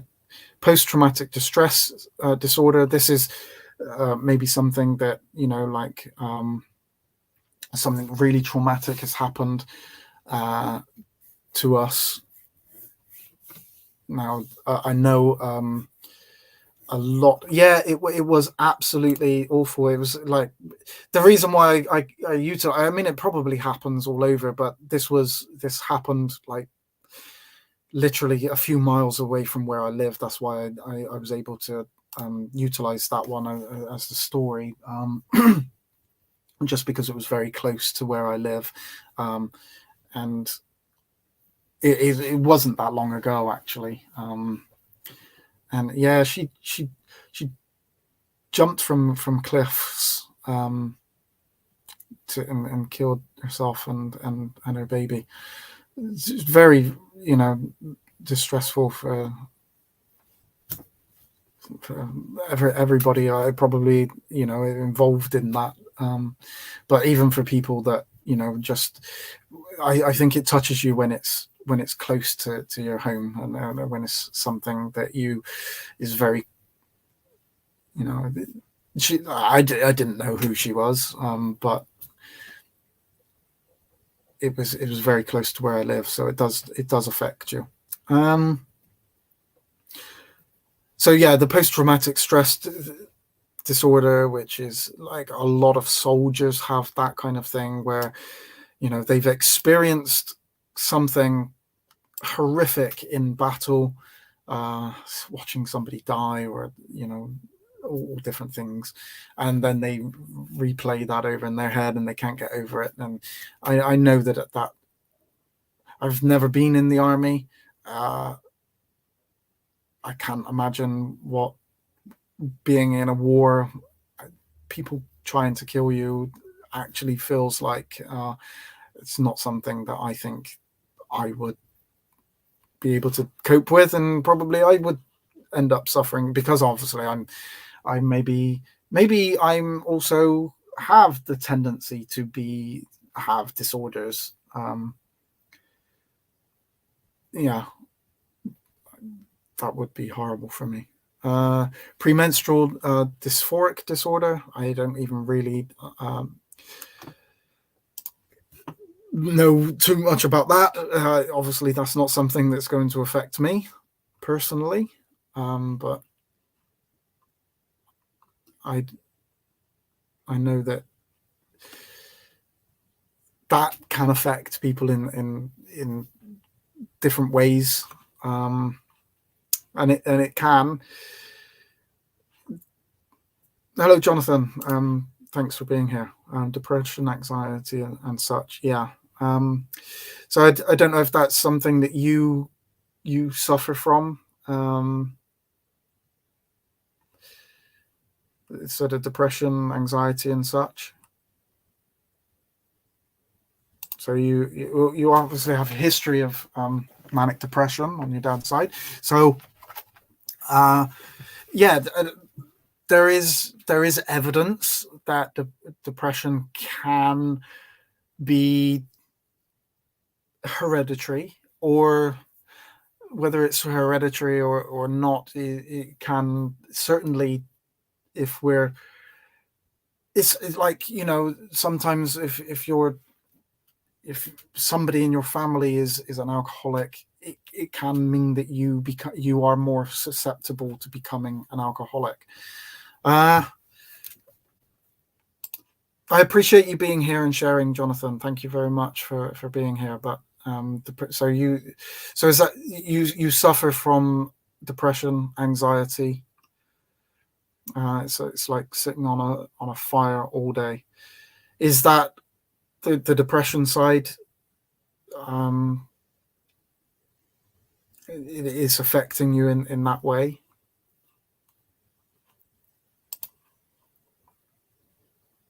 If you would, you in no way have to come on and share, Jonathan.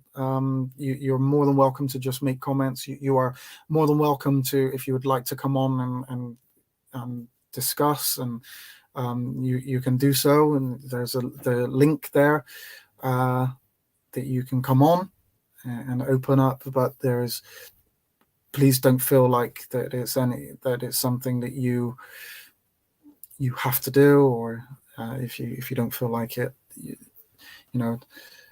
as I've said in this, I want to make this a place where people can come and they can listen, and they can you don't feel sorry at all, Jonathan. I know that we've spoken on our Christian side many times, and I know who you are. I appreciate And I know that actually, I think we've kind of discussed this in the past before, because it is something that we both struggle with. But you're more than welcome here in the future when I do these videos. If you would like to come on and share and talk and just, have somebody listen to you, I'm more than welcome to do. I'm more than happy to do that to do that, but there's no pressure for anybody to come on. There's no pressure for anybody to open up at all, or say anything that they don't want to say. Just know that that I'm here to listen. If you want to do that, make comments if you prefer to make comments. But just also know that you're not alone. And sometimes when it feels like you are, and I don't know your situation, and if you ever want to explain it, you do that. But you are in no way obligated, even if you come on at any point. You are not obligated to say anything that you don't want to say, and you can stop at any time. Obviously, I'm not a counselor. You know that I'm not. I'm just somebody that suffers from the same kind of disease, because it is a disease that obviously you're suffering from. Now, I don't know the full situation, and so obviously I can't comment on that specifically. But I appreciate you being here. Appreciate that you're at least willing to open up to that, and that's usually the hardest thing, is to admit that we have an issue, and that we are depressed and we have anxiety. So I don't know how much that affects you on a daily basis, because obviously you say you have it on a daily basis, but how much that affects you, I don't know. But yeah, I feel you. I feel what you're going through, and I won't understand what it feels like specifically for you. I can only talk about what it feels like for me, because my level of things is probably going to be different than yours. Whether yours is higher, lower, it doesn't make any difference. Yours is individual to you, and you're the only one. You're the one that's dealing with it, just like I'm dealing with my problems, and nobody else understands my level of problems. So yeah, so there's then the psychosis. So usually I am constantly uneasy at work, and it gives me stomach troubles. In addition, I have a lot of body pain from it, and from early onset chronic stuff, arthritis. Yeah, so it sounds like that it might affect you on a daily basis, to the point of now I don't know where it's obviously affecting you to the point where whether it affects your work properly or not, I'm not sure. And I don't know if you're seeking help for that, whether you're on any medication. These are all individual to you, or whether you're on that medication, or whether you are speaking to somebody. I would advise certainly something. Whether I can't advise medication. I can't advise to speak to somebody. What I can say is that I think that we shouldn't be alone and trying to deal with things on our own. Hopefully you have people around you that you're able to open up to, and that are able to be there and help you, and accept that you have problems. And I genuinely hope that you get these sorted. Yeah, from the pain and anxiety, I often use cannabis to self-medicate. I recently got into counseling, and I'm on escitalopram. I have never heard of that, so I don't know I don't even know what kind of medication that is. Again, people do use cannabis to self-medicate, especially for relaxation, and I know that it's meant to help with a lot of people with schizophrenia, and that self-medicate on that. And I'm not an expert, so I don't have the ability to speak on those types of things, whether they work or whether they don't, because there's science obviously out there that says that, even cannabis can become addictive, and it can cause more problems and become and make people worse. And then there's also, I think, people out there that say that it helps. So yeah, and I know that obviously in America you can get medical marijuana. So yeah, so okay, an SSRI, I think. So Tungji, we won't give out your address, don't worry. But he's a cannabis grower, and it helps, but it's also a depressant. Now, I don't know all the factors in that. I have utilized cannabis myself, so it's something that I don't smoke, so I don't smoke cannabis, but I have utilized edibles in order to medicate myself, and my only issue with that is that I don't want to become dependent on something. It's not that I felt like I would be addicted to cannabis. I would get addicted to the fact that when I've taken it, you don't kind of forget the problems, because you're not really focusing on those anymore. So it would be more on the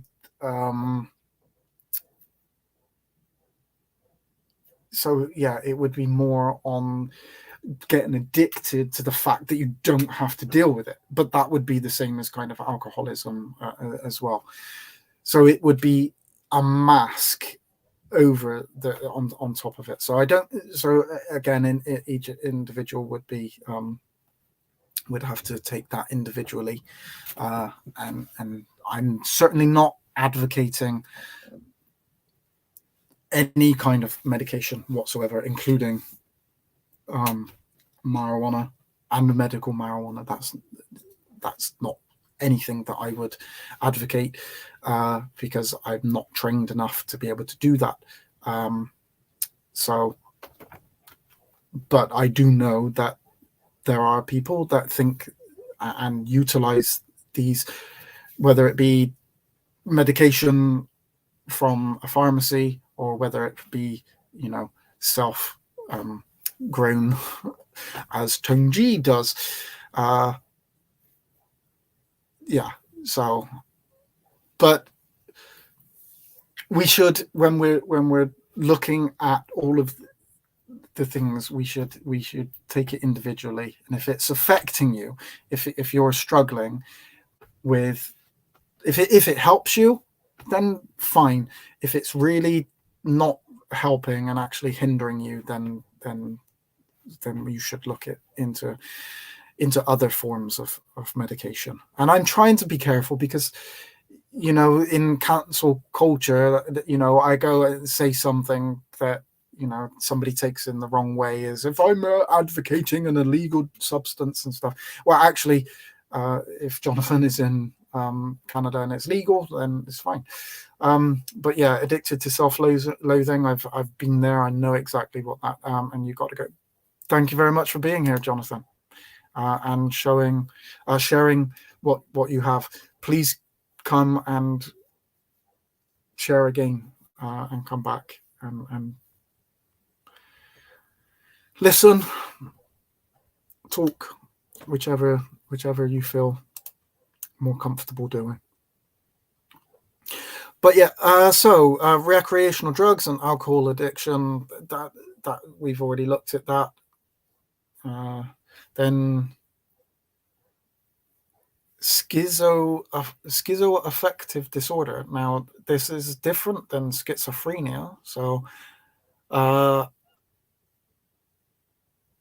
don't really know what that is. We're going to have to look into schizoaffective disorder. But then there's the seasonal affective disorder. Schizophrenia, I think most people would know what schizophrenia is.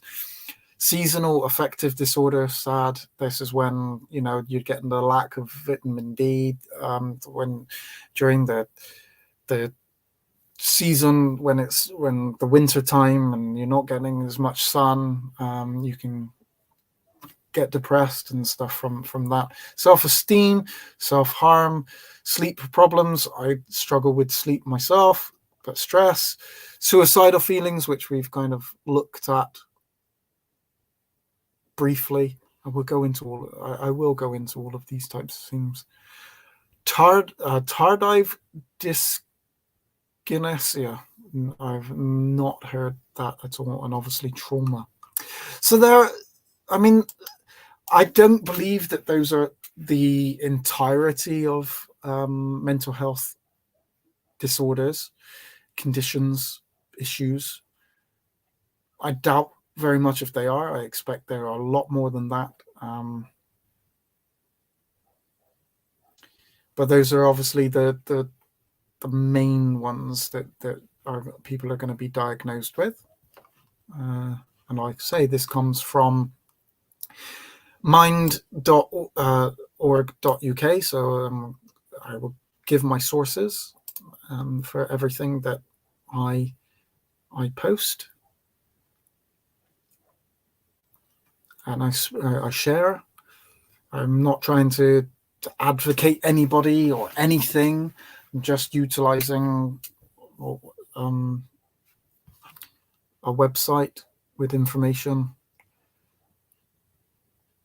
and I certainly would suggest going and doing your own studies and look at and getting diagnosed if you feel like you have issues. I'm going to finish the stream here. It's basically I just wanted to go through some of the issues and the different problems and show that actually mental health issues have a wide range of different disorders, and they have a wide range of scale in each one of them as well. So, like I say, when it comes to anger, everybody gets angry, but it's when it becomes life changing. Anxiety and panic attacks, maybe people suffer from those on a small scale, but it doesn't really become too effective of their life. This is more when it starts to become a problem, an issue for your life. But yes, I appreciate everybody for being here. Tungji, Doki, I appreciate the donations, is very much appreciated. And you know that anyway. I just really appreciate you being here, and thank you very much for everybody that's come in, shared, commented, listened. Please, if you are struggling, go and seek help for that.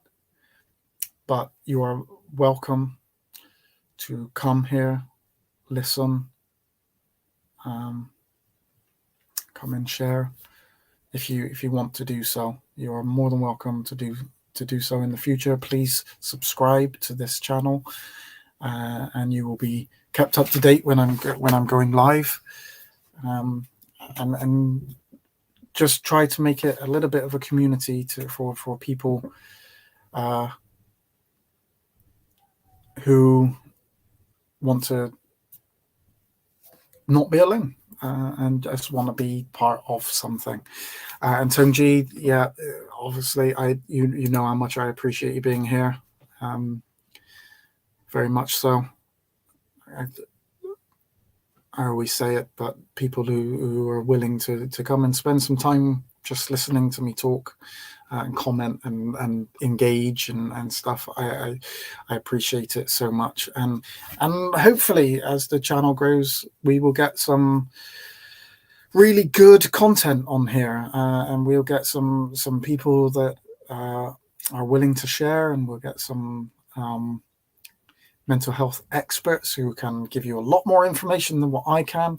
I just want to be here for people that might want to talk, just want to listen, just be there for them, because I go through it myself, and just be a place where people can hang out and spend some time away from other things. And so actually just listening and being around where you don't have to worry about the anxiety and things. You can just listen, and it may take you away from other things that maybe you shouldn't be doing. But I appreciate everybody that's been here. I appreciate everybody that will watch this video in the future. Please share it to people that maybe you think might benefit from looking into this. And as the channel grows, and we're going to delve deeper into things, and we're going to look at more depth of these types of conditions, and maybe even go through some books and look at what psychologists and doctors have got to say about different diagnoses and different conditions, and maybe even look at some of the medication that is available out there. I wanted to, obviously, I need to keep it to a point where I'm not trying to advocate anything. I'm certainly not an expert in any of this, so that kind of thing is going to become difficult as we go along. But yeah, I appreciate everybody for being here. Thank you very much for coming along. Again, please subscribe, be kept up to date when I go live. Come, feel like you can join in if you wish, but also that you just can listen. And when other people are sharing, you can just take in what they're saying. But thank you, and I'll see you on my next video. Stay safe.